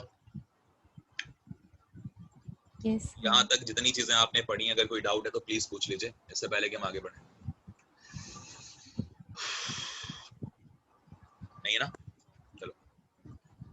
आगे बढ़ते हैं। नेक्स्ट प्रोसेस होता है उसे कहते हैं डी अमाइनेशन का process. D amination very important. अगर आप ध्यान से देखें तो इसमें आपको एक वर्ड छुपा हुआ दिख रहा है अमीनो, और अमीनो का मतलब क्या होता है? अमाइनो एसिड्स एक तरह से, है ना, यानी कि प्रोटीन की बात कर रहे हैं। तो क्या होगा कि कई बार आपने देखा है कि यार आप एक्स्ट्रा प्रोटीन खाते हैं, जैसे आपने देखा होगा कई बार जो बॉडी बिल्डर्स वगैरह होते हैं तो वो प्रोटीन पाउडर्स वगैरह का या फिर एस्टेरॉइड्स वगैरह का सेवन करते हैं, तो जो प्रोटीन से वो ज्यादा खाते हैं तो उनकी बॉडी में प्रोटीन ज्यादा आ गया। अब जब प्रोटीन ज्यादा आ गया बॉडी में तो प्रोटीन को पचाने का काम था स्टमक के अंदर, जानते हो ना? प्रोटीन को कौन पचा रहा था? उसका नाम क्या था? ट्रिप्सिन। Trypsin sir. ट्रिप्सिन कहाँ? ट्रिप्सिन तो अभी स्टमक में निकला ही नहीं। उसका नाम क्या था? रेनिन तो दूध को कर रहा था यार, पेप्सिनोजन। पेप्सिनोजन जो था वो प्रोटीन को पचा रहा था, ठीक है ना, मतलब प्रोटीन को पचाने के लिए क्या करा था उसने? पेप्सिन में कन्वर्ट करा था। ट्रिप्सिन तो आएगा जब आप अभी पेनक्रियास पढ़ोगे, अभी तो आप लिवर पे हो, अभी तो ट्रिप्सिन आया ही नहीं है। हालांकि जो बचा हुआ है वो ऑफ कोर्स ट्रिप्सिन करेगा बाद में। ट्रिप्सिन क्या करेगा? ट्रिप्सिन जो है वो पेप्टाइड्स या फिर पेप्टोन्स का ब्रेकडाउन करेगा, किसमें? अमाइनो एसिड्स में। मैंने पूछा था प्रोटीन का पाचन, तो प्रोटीन का पाचन आपके स्टमक में हुआ, और स्टमक में किसने करा? जो एक आइसो एंजाइम निकला था जिसका नाम था क्या? पेप्सिनोजन। तो पेप्सिनोजन जो है वो किसमें कन्वर्ट हुआ? पेप्सिन में, और तब जाके आपका प्रोटीन कुछ हद तक स्टमक के अंदर आपके डाइजेस्ट हुआ। लेकिन वो डाइजेस्ट हुआ तो किस फॉर्म में हुआ? पेप्टोन्स या फिर पेप्टाइड्स की फॉर्म में। लेकिन आप तो चाहते हैं कि वो एकदम स्मॉलेस्ट यूनिट में डाइजेस्ट हो ना, कन्वर्ट हो जाए स्मॉलेस्ट यूनिट में, और स्मॉलेस्ट यूनिट होती है उसकी अमाइनो एसिड्स, और अमाइनो एसिड्स में ब्रेक कौन करेगा उसको? जब उसके ऊपर गिरेगा ट्रिप्सिन। किसके ऊपर? उन पेप्टोन्स या फिर पेप्टाइड्स के ऊपर। और जब ट्रिप्सिन गिरेगा तो ट्रिप्सिन निकलेगा कहां से? पेनक्रियास से। वो तो भी पढ़ना है ना हमें, उस पर अभी हम आए नहीं। हम बस आपको ये कह रहे हैं कि जब प्रोटीन आप ज्यादा खा लेते हो या एस्टेरॉइड्स का आपने ज्यादा सेवन कर लिया है तो आपकी बॉडी को पता है कि प्रोटीन आ गया है। तो जब प्रोटीन आ गया है तो प्रोटीन में भी लिवर जो है वो हेल्प कर रहा है। कैसे कर रहा है उसको समझिए। अगर मैं इसको ब्रेक कर दूं तो डी अमाइनेशन, समझ में आया? यानी कि अमाइनो एसिड्स जब आपकी बॉडी के अंदर ज्यादा बन जाएंगे, समझिए, जब पेनक्रियास ट्रिप्सिन एंजाइम को रिलीज कर देगा और अब आपके प्रोटीन जो है वो अमाइनो एसिड्स में कन्वर्ट हो चुके हैं, तो अगर आपने ज्यादा प्रोटीन खाया तो ज्यादा अमाइनो एसिड्स बनेंगे। जानते हो आप ये चीज? तो अगर ज्यादा अमाइनो एसिड्स बन रहे हैं तो अमाइनो एसिड्स क्या है? ये नाइट्रोजनस वेस्ट ही तो है एक तरह से, बोलो, है ना भाई? प्रोटीन की जरूरत थी हमको अमाइनो एसिड की जरूरत थोड़ी थी। अमाइनो एसिड तो एक तरह से हमारे लिए वेस्ट है, नाइट्रोजनस वेस्ट है वो। चाहे आप यूरिया की बात करो, चाहे आप अमोनिया की बात करो, ठीक है, आप चाहे यूरिक एसिड की बात करो, ये सब क्या है हमारे? ये नाइट्रोजनस वेस्ट है। बिकॉज अल्टीमेटली अगर अमाइनो एसिड्स ज्यादा हमारी बॉडी में तो वो भी हमारे लिए हार्मफुल है। तो ऐसी कंडीशन में डी अमाइनेशन की प्रोसेस होना जरूरी है। और इस प्रोसेस को कौन करता है? इस प्रोसेस को करेगा आपका लिवर। और इसमें होता क्या है वो देखिए। अमाइनो एसिड्स जो आपकी बॉडी में बने हैं, ऑफ कोर्स वो आपके लिए काफी इंपॉर्टेंट हैं, जरूरी है आपकी बॉडी के लिए, लेकिन इन अमाइनो एसिड्स के अंदर नाइट्रोजनस वेस्ट होते हैं। एग्जाम्पल के तौर पे इसमें आपको यूरिक एसिड मिल जाएगा, यूरिया है, या फिर आप कह लीजिए अमोनिया है जिसको हम NH3 बोलते हैं, है ना, अमोनिया आपको मिल जाएगी, प्लस आपको यूरिक एसिड मिल जाएगा। तो ये सारी की सारी जो चीजें होती हैं ये कहीं ना कहीं आपके अमाइनो एसिड से ही कन्वर्ट होंगी, ठीक है ना, बिकॉज इसी में अमोनिया है, और ये सब अमोनिया के ही तो बाई प्रोडक्ट्स हैं, मतलब सॉरी नाइट्रोजन की तो बाई प्रोडक्ट्स हैं, क्योंकि अमाइनो एसिड्स में नाइट्रोजन है और नाइट्रोजन की बाई प्रोडक्ट्स हैं। तो अगर ऐसी चीज हो रही है तो क्या होगा बताइए?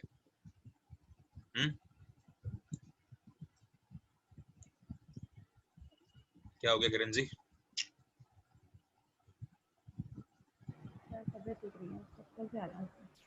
चलो कोई नहीं, ठीक है, जाओ आप आराम करो।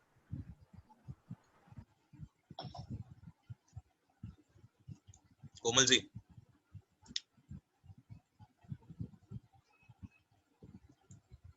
कोमल जी हैं?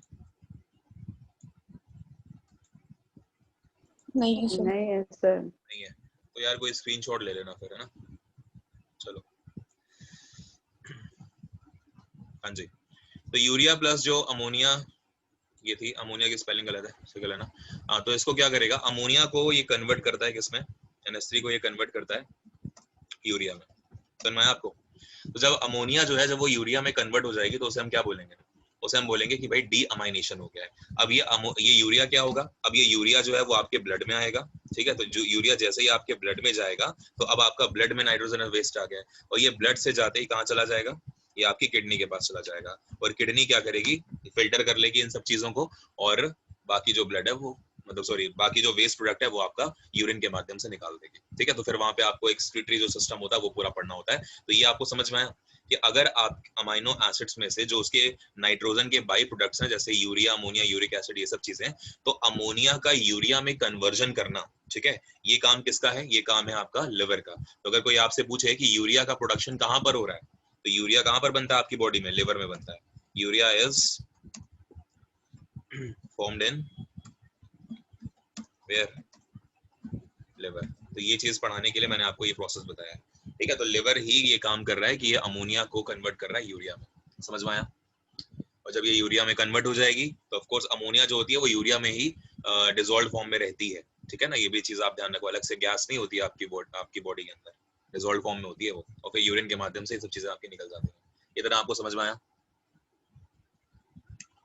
आगे बढ़े।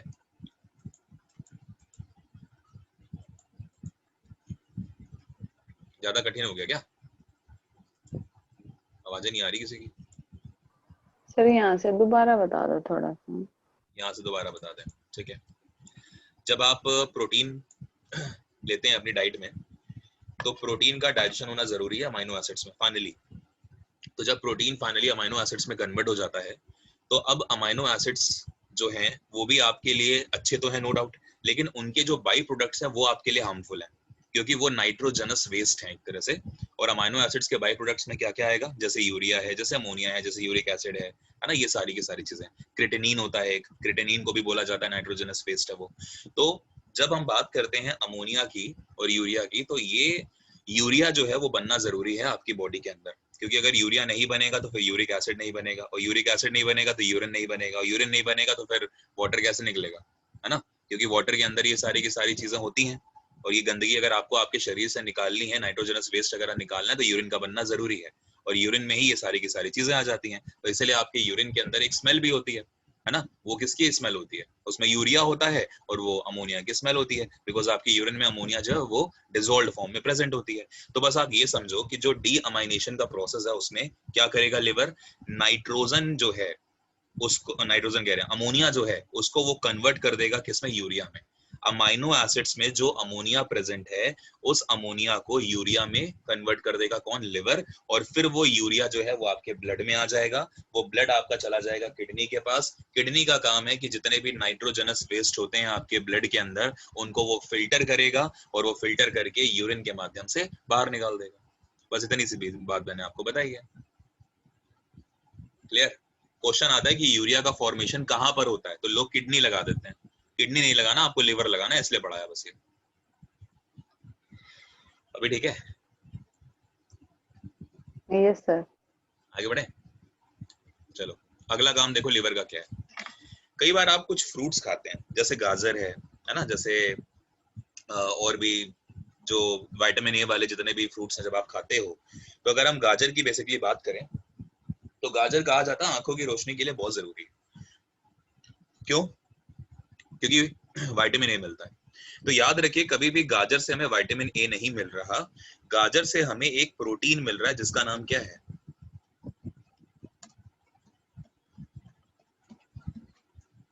कैरोटीन की स्पेलिंग ठीक है ना, कैरोटीन प्रोटीन, ठीक है। तो कैरोटीन जो प्रोटीन है, मेरे अंदर फोबिया आ गया यार स्पेलिंग वाला, ये स्पेलिंग वाले फोबिया का भी कुछ नाम होता होगा, स्पेलोफोबिया। तो कैरोटीन जो प्रोटीन है जब ये आपकी बॉडी के अंदर आ जाता है तो आपका जो लिवर है वो एक पिगमेंट निकालता है, ठीक है। पिगमेंट निकालता है, उसका नाम है बीटा कैरोटीन, ठीक है। बीटा कैरोटीन एक पिगमेंट निकलता है आपकी बॉडी में, और ये बीटा कैरोटीन जो पिगमेंट है इसका काम क्या है, इसका काम है कि ये सिंथेसिस करेगा, ठीक है। ये पिगमेंट है और ये सिंथेसिस करने का काम करेगा, किसका बताइए, सिंथेसिस ऑफ प्रोटीन, वो भी कौन से, कैरोटीन प्रोटीन का ये सिंथेसिस करेगा। और जब ये कैरोटीन प्रोटीन का सिंथेसिस करेगा तो उसके बाद क्या हो जाएगा, सिंथेसिस करने के बाद ये कन्वर्ट हो जाएगा विटामिन ए में। तो जो विटामिन ए आपकी बॉडी में है वो आपकी बॉडी में बनाता है कौन? वो आपकी बॉडी में उस मतलब बनाने की बात नहीं हो रही, उसका सिंथेसिस कौन करता है? लिवर करता है। तो लिवर का काम है कि जो भी आप ये गाजर वगैरह या ये जितने भी फ्रूट्स आप खाते हो जो जिनमें आपको कैरोटीन प्रोटीन वगैरह मिलेगा, तो जब ये कैरोटीन प्रोटीन आपके अंदर आता है यानी कि आपके ब्लड के अंदर आता है और जब वो ब्लड आपके लिवर से पास हो रहा है तो लिवर में एक पिगमेंट निकलता है जिसका नाम है बीटा कैरोटीन पिगमेंट। ठीक है, ये बीटा कैरोटीन जो पिगमेंट है ये क्या करेगा? ये सिंथेसिस करेगा कैरोटीन प्रोटीन का, और ये प्रोटीन का सिंथेसिस करने के बाद इसको विटामिन ए में ये कन्वर्ट कर देता है। ठीक है, और फिर क्या होगा?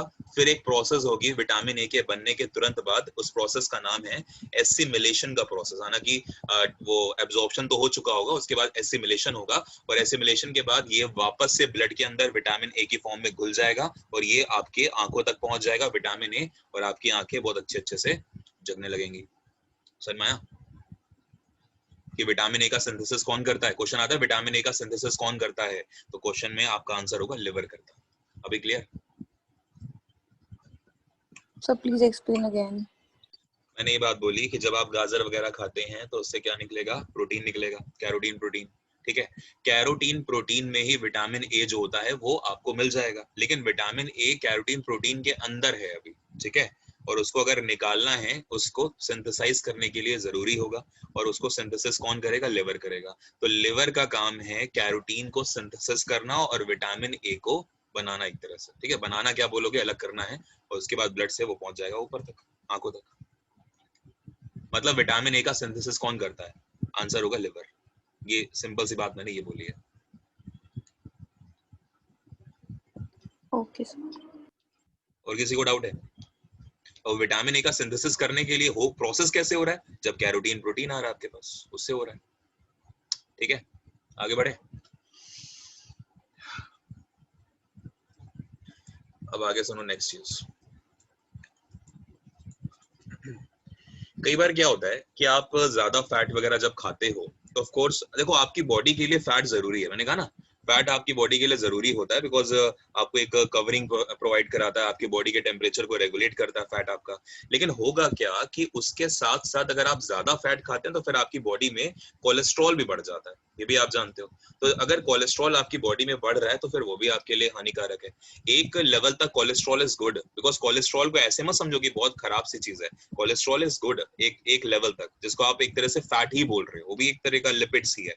लेकिन कोलेस्ट्रॉल के भी दो टाइप होते हैं, एक को बोला जाता है एलडीएल और एक को बोला जाता है एचडीएल।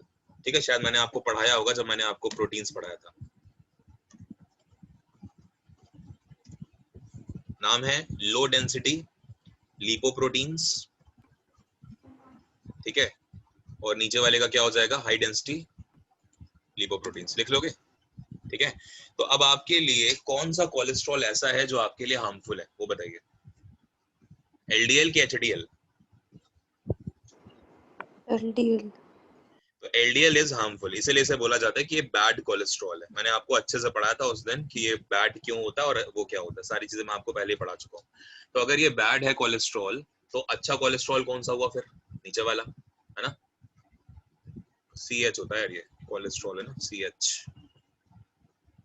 ठीक है, नीचे वाला जो होता है LDL, ठीक है, HDL जो है हाई वाला, इसको बोलते हैं हम गुड कोलेस्ट्रॉल।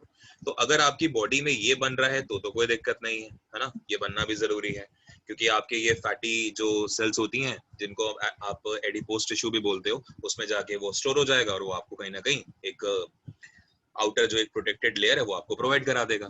लेकिन अगर आप बात करोगे जो लो डेंसिटी लिपोप्रोटीन्स है, ये आपके लिए हार्मफुल है, बिकॉज ये सैचुरेटेड फैट जब आप बहुत ज्यादा खाने लगते हो तब फिर ये आपकी बॉडी में जनरेट होगा, और फिर ये क्या होगा, ये आपकी जो ब्लड वेसल्स हैं यानी कि ब्लड की जो वेसल्स होती हैं उसमें आ जाएगा, और अगर वहां पर आ गया तो फिर कहीं ना कहीं ये आपको जो कार्डियक आपके इश्यूज हैं वो करने लग जाएगा।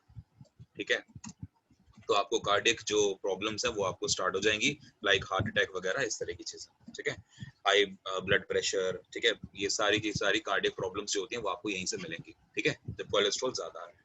क्लियर हो गया? लेकिन कोलेस्ट्रॉल बनना भी जरूरी है हमारी बॉडी। मैंने आपको बोला ना कि कोलेस्ट्रॉल के फायदे क्या हैं, यूसेस क्या हैं, मैं आपको बताता हूँ। अगर आप अपनी हड्डियों को मजबूत करना चाहते हैं और ज्यादा, तो आपको ये कोलेस्ट्रॉल लेना पड़ेगा, यानी कि आपको HDL लेना पड़ेगा। और ये क्या करता है, ये एक तरह से आपके बॉडी में कुछ हार्मोन्स को बनाने में हेल्प करता है कोलेस्ट्रॉल, ठीक है। इसके अलावा अगर हम बात करें विटामिन डी के सिंथेसिस में और अच्छे से काम करने में ये हेल्प करता है, विटामिन डी में, या फिर आप कह लीजिए कई तरह के ना आपके पास वो होते हैं कुछ डाइजेस्टिव फ्लूइड्स निकलते हैं आपकी बॉडी में, इन सब के अलावा डाइजेस्टिव फ्लूइड्स, ठीक है, उनको भी क्या करता है, ये रेगुलेट करता है या रेगुलेशन का काम करता है। तो इन सब चीजों के लिए आपके लिए कोलेस्ट्रॉल जरूरी होगा। तो कोलेस्ट्रॉल कहीं ना कहीं अच्छा भी है आपके लिए, बाकी तो मैंने आपको बता दिया कोलेस्ट्रॉल का। तो ये सारी की सारी चीजें आपको लिवर के लिए पढ़नी होती हैं। इतना आपको समझ में आया, बताओ कि लिवर एक्चुअली में क्या है।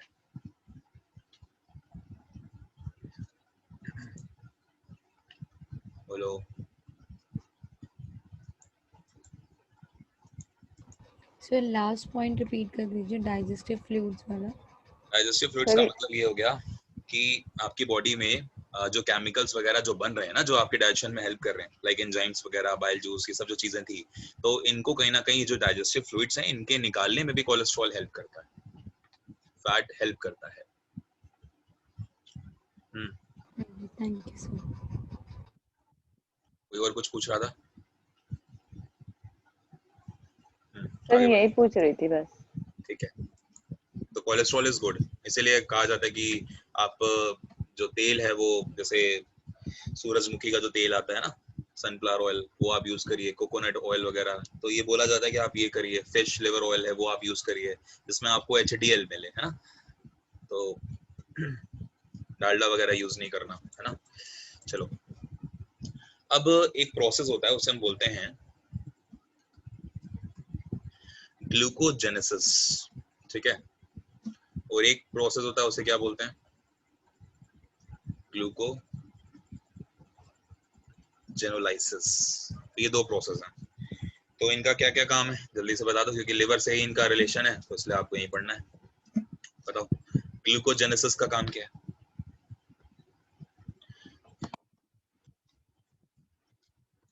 कौन बता रहा है?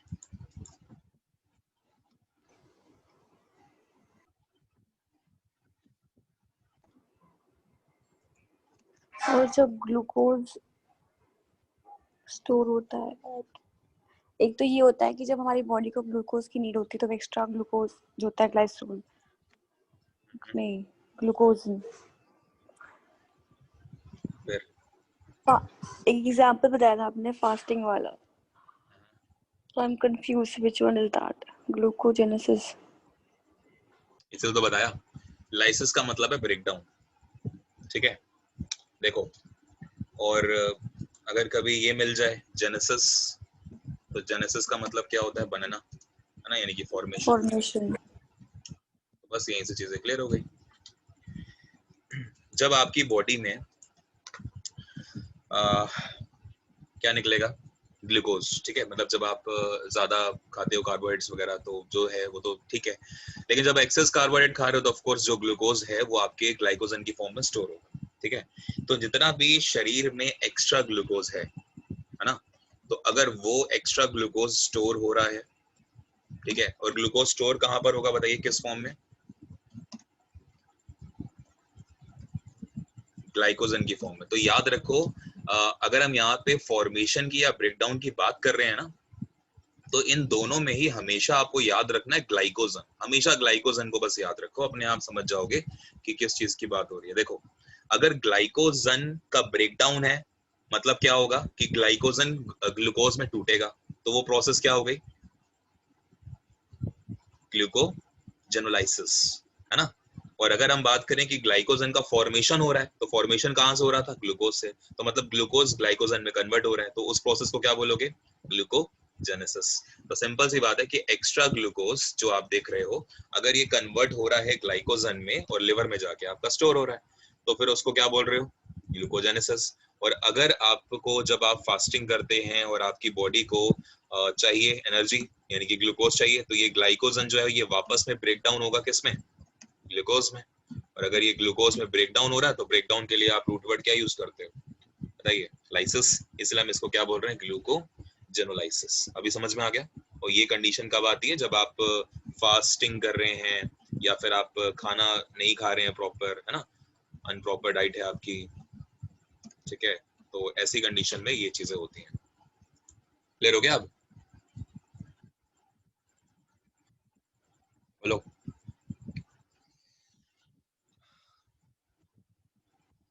बोलो।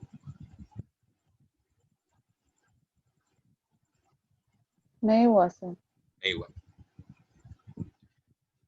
जब आप कार्बोहाइड्रेट ज्यादा खाते हैं ना, तो कार्बोहाइड्रेट अल्टीमेटली किसमें ब्रेक डाउन होता है? ग्लूकोज में, है ना, क्योंकि ग्लूकोज से हमें एनर्जी मिलती है और फिर फर्दर ग्लूकोज जो है वो आपका जाता है, नो डाउट आगे भी जाके कन्वर्ट होगा ग्लाइकोजन में।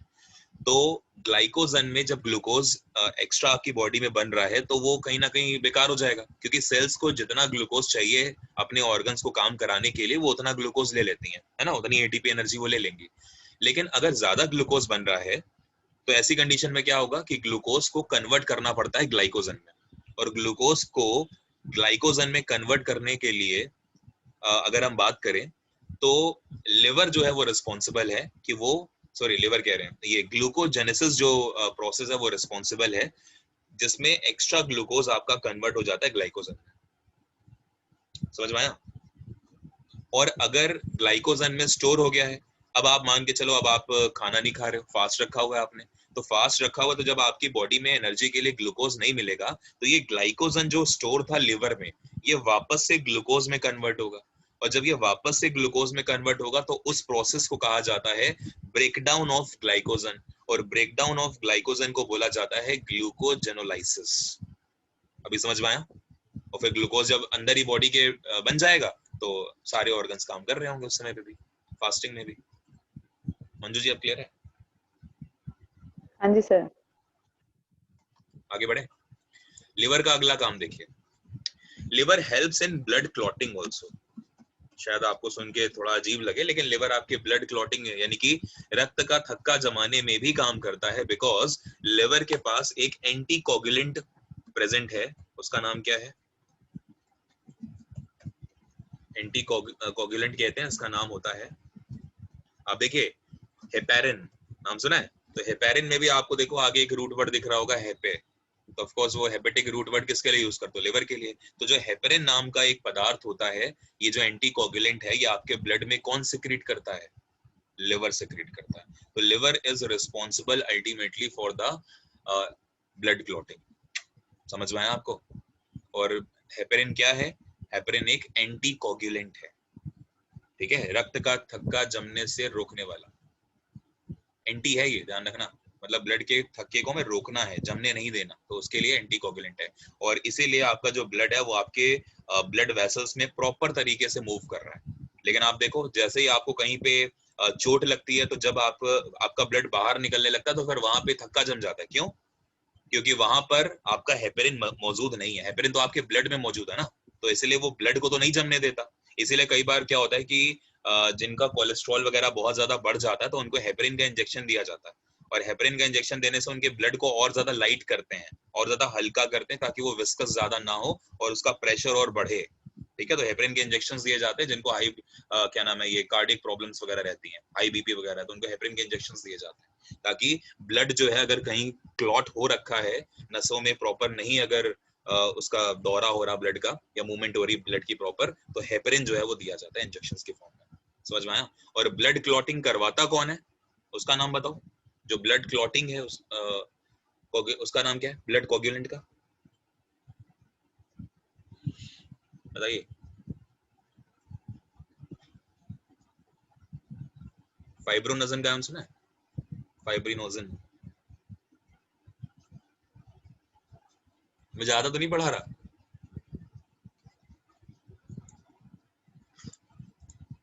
पहले तो ये बताओ किसने बोला था डाइजेस्टिव सिस्टम पढ़ाने के लिए आज शाम को?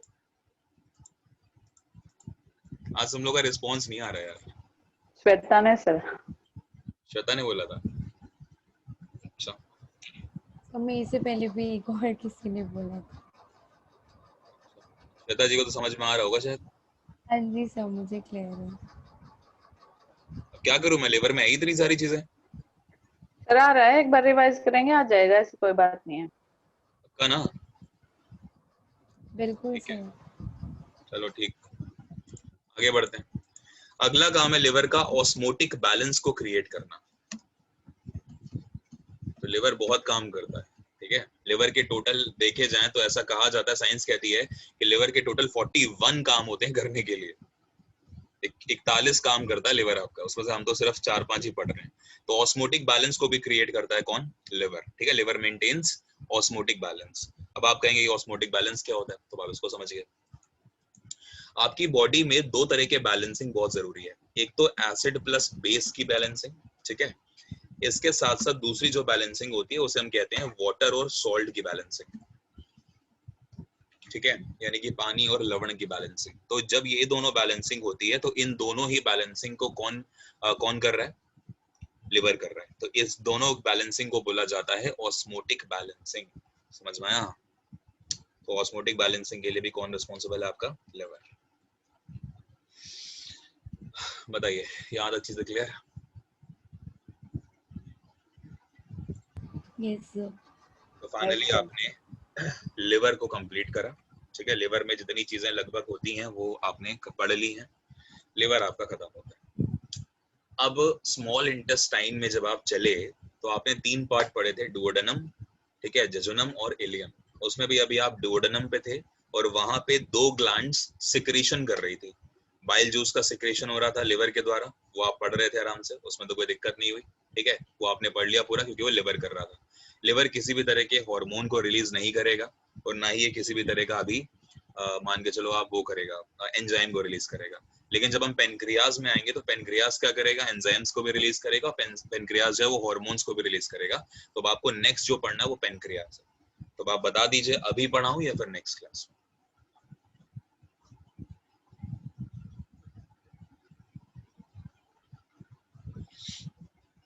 बताइए, क्योंकि अभी स्मॉल इंटेस्टाइन में फिर खत्म नहीं है, अभी जेजुनम भी है फिर इलियम भी है। जी, कितना बड़ा है सर पेनक्रियास? आधा पौन घंटा तो हो गई, आधा घंटा तो हो गई एटलीस्ट।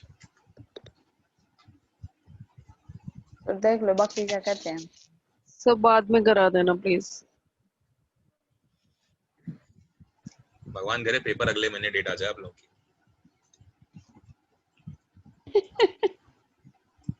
चलिए स्क्रीनशॉट लीजिए जो भी ले रहा है, ठीक है, फिर कल पढ़ेंगे। सर ले लिया। क्योंकि सर मैं आपने ये इस ब्लड क्लोटिंग के बाद कुछ बताया था ना? ब्लड क्लॉटिंग के बाद मैंने ये पढ़ाया था कि नहीं, ब्लड क्लॉटिंग के बाद क्या, मैंने बस ये बताया था कि आपके ब्लड जो है आपकी नसों के अंदर ब्लड क्यों नहीं जमता। वो इसलिए नहीं जमता बिकॉज उसमें हेपरिन नाम का एक ब्लड एंटी कोगुलेंट या anti blood clotting agent present है, उसका नाम हेपरिन होता है। तो हेपरिन जो है वो ब्लड को जमने नहीं देता और बाहर आते ही ब्लड क्यों जम जाता है? क्योंकि बाहर हेपरिन नहीं होता ना। जब नस से कट के, आप ये मान के चलो जब आपकी स्किन कटी, भाई वहां पे डैमेजिंग हुई, आपके जो टिश्यूज है वहां पे डैमेज हुए आपके स्किन के, तो वहां से ब्लड निकला और जब ब्लड निकला तो फिर वो ब्लड बाहर आ गया। लेकिन अब बाहर आके ब्लड जमा क्यों हो रहा है? क्योंकि अब हेपरिन नहीं है वहां पे, आपके स्किन के बाहर तो नहीं है ना हेपरिन, और वहां पे फाइब्रिनोजन प्रोटीन होता है तो वो जमा देता है आपके ब्लड को। टेंशन ना लो, जब कार्डियक सिस्टम पढ़ाएंगे तो पढ़ाएंगे वहां पे, ठीक है। वहां पे पूरा ब्लड की हर एक चीज बताऊंगा, आरबीसी, डब्ल्यूबीसी, प्लेटलेट्स, दुनिया भर की चीजें, प्लाज्मा और हार्ट की पूरी फंक्शनिंग, बहुत सारी चीजें पढ़ेंगे वहां पे। हाई बीपी, लो बीपी। डीओई अभी नहीं लेंगे सर क्योंकि उनके पास पैसा ही नहीं है, सैलरी ही नहीं दे रहे, वो पेपर कहाँ से लेंगे? अच्छा, पेपर नहीं लेंगे, पता नहीं क्या हो रहा है यार। पता नहीं सर, किस्मत ही खराब हो तो भले ही, वरना पैसा नहीं है उनके पास। गेस्ट टीचर को भी ऐसे निकाल रहे हैं कि पैसा नहीं है, जिनकी जरूरत नहीं निकालो। और भी काम ऐसे ही हो रहे हैं सर, सैलरी आ ही नहीं रही सर। दिल्ली गवर्नमेंट के पास कुछ नहीं। हाँ बात तो सही है, इसलिए तो मेट्रो चलाने की बात चल रही है और अभी देखो वो बवाल हो रहा है, ये नीट वाला और आईआईटी वाला। नहीं क्या सर, ये करें? पानी, बिजली, पानी और ये बसेज हैं, ये फ्री क्यों कर रखी हैं? अगर पैसा नहीं है तो जिसको जरूरत है वो पैसा देगा और जाएगा। वो तो देखिए वोट की राजनीति है, बहुत सारी चीजें उनके पास होगा, रेवेन्यू कहीं से आ रहा होगा तो उन्होंने कर दिया, क्योंकि चल ही रही चीजें। हालांकि कई बार मैंने दिल्ली जब बसेस में मैंने भी बहुत बार सफर जब करा है तो ट्रैवलिंग के दौरान मैंने ऐसा देखा है कि कुछ इतनी अच्छी लेडीज हैं जो स्टिल फ्री होने के बाद भी मतलब पैसे देती हैं कि नहीं हमें 10 रुपए की टिकट दो आप। तो पर सब चल, अच्छे नहीं है ना सर। हाँ सब अच्छे तो नहीं है, ऑफ कोर्स तो चीजें हैं ही हैं, क्या कर सकते हो। हम अपने हक में सिर्फ पढ़ाई करना है, सही बताऊं तो हाँ, लेकिन ये मान के चलिए कि ये जो चीजें हो रही हैं सबके साथ हो रही हैं, और इस टाइम पे जो हिम्मत रख गया, ठीक है, जो पेशेंस रख गया, वो मान के चलिए कि वो आगे जाएगा। और जिसने हिम्मत तोड़ दी यहाँ पर, या फिर मान के चलिए लाइटली ले लिया कि नहीं यार अभी तो डेट नहीं आई है, इस तरह की चीजें हैं, तो फिर वो मान के चलो कि जब पेपर आएगा ना, तो उस टाइम पे उसकी इतनी बुरी वाली हालत होने वाली है कि उसको तब ये नहीं समझ में आएगा कि मैं क्या छोड़ूं और क्या पढ़ूं। अब आप ये मान के चलो, मैं डाइजेस्टिव सिस्टम आपको पढ़ा रहा हूँ, आज 1.5 घंटे का तीसरा लेक्चर है, लगभग हमने 4.5 घंटे पढ़ लिया। हालांकि रिपीट भी उसमें बहुत सारी चीजें होती हैं, मैं मानता हूँ। अभी भी आपको पता है कम से कम आपकी एक क्लास पूरी और जाएगी, तब जाके आपका डाइजेस्टिव सिस्टम खत्म होगा। तो अगर बायो को अच्छे से पढ़ना है, तो मैंने अभी आपको एक सिस्टम पढ़ाया, वो भी 4 दिन लेके चला गया। और अगर हम बात करें कि बायो में 8 सिस्टम होते हैं, तो 8 चौक 32, यानी कि 32 दिन तो ऑन एन एवरेज यही चलेगा, वही 32 क्लासेस आपकी, सोचो। तो अगर 1 महीने के बाद भी अगर आपका पेपर होता है, मान के चलें, और अगर आप ये सोचते हो कि आपको बस बायो ही पढ़नी है अच्छे से, तो आप सिर्फ बायो ही पढ़ पाओगे। लेकिन आपके पास पढ़ने के लिए जीएस में देखिए कितनी सारी चीजें हैं। इसीलिए मैं कोशिश ये करता हूँ कि आपको टॉपिक वाइज टॉपिक चीजें पढ़ाता हूँ, कि आप भी बोर ना फील करें कि यार सिर्फ बायो ही चल रही है, या सिर्फ करंट ही चल रहा है, या सिर्फ स्टैटिक ही चल रही है। इसलिए चेंज करता रहता हूँ, और बस ये चाहता हूँ कि जो चीजें आपके लिए इंपॉर्टेंट है वो आप करो। अब आप ये मान के चलना, डाइजेस्टिव सिस्टम जब मैं आपको पढ़ा दूंगा, और अगर आप एक कोई किताब खरीद ले जाके बुक स्टॉल से, जिसमें आपको एमसीक्यूज वगैरह अगर दिए हुए हैं, तो आप यकीन मानिए अगर आप उसको लगाएंगे ना एमसीक्यूज को, तो लगभग मैं कहता हूँ अगर 10 क्वेश्चन है, तो 10 में से आपके 7 क्वेश्चन तो बनेंगे। या अगर आप 50 क्वेश्चन मान लें, तो 50 में से कम आप 36-37 क्वेश्चन आराम से कर लो। लेकिन वो तब कर पाओगे ना जब टॉपिक की अंडरस्टैंडिंग होगी। 10-15 क्वेश्चन तो यार ऑफ कोर्स होते ही हैं अलग, जो थोड़े से आपको शायद मेरी हेल्प की जरूरत पड़ेगी, या फिर मेरे लिए भी नए क्वेश्चंस होंगे वो। तो वो चीज करिए ना, वो चीज क्यों नहीं हो रही। अब आज आपने क्लासिकल डांसेस पढ़े, लेकर आइए कोई किताब जिसमें सारी चीजें जीएस की हो, करिए प्रैक्टिस वहां से। काम करने के लिए तो बहुत सारी चीजें, और टाइम की लिमिट जो है वो है। कई बार मैं खुद यार डिमोरलाइज हो जाता हूँ यार, कई बार मुझे खुद लगता है यार कि क्या चल रही है जिंदगी, अच्छा खासा पैसा कमा रहा था मैं, लगभग 1 लाख रुपए की अर्निंग थी मेरी जब मैं दिल्ली में था, और आज जब मैं आपसे बात करता हूँ तो इस समय मेरी अर्निंग कुछ भी नहीं, आप ये मान के चलो। तो मतलब एक ड्रास्टिक चेंज हुआ है। लेकिन खुशी पता है किस बात की है? खुशी इस बात की है कि कम से कम मैं खाली नहीं बैठा। और अच्छी चीज ये है कि अगर खाली नहीं बैठा हूं तो मेरे दिमाग में 36 तरह के फालतू के ख्याल नहीं आ रहे, क्या मुझे क्या करना है, क्या करूंगा, मैं पढ़ा नहीं पा रहा, ये सब सारी चीजें कम से कम चीजें चल रही है, और मैं आप लोगों के साथ इन्वॉल्व हूं ना, तो बहुत सही है वो मेरे लिए। तो बाकी आप लोग भी ऐसा मत सोचो कि कुछ चीजें ऐसी हैं, बस पढ़ते रहो। मैं और क्या ही बोलूं, बताओ। आप कोई अगर ऐसी बात सुनना चाहते हो मेरे मुंह से, जिससे आप सेटिस्फाइड हो जाओ, आपको खुशी हो, तो आप मुझे वो बता दो, मैं आपको बात बोल दूंगा जिससे आपको खुशी हो जाए। लेकिन वो सब बेकार की चीजें हैं, ऐसा होता थोड़ी है।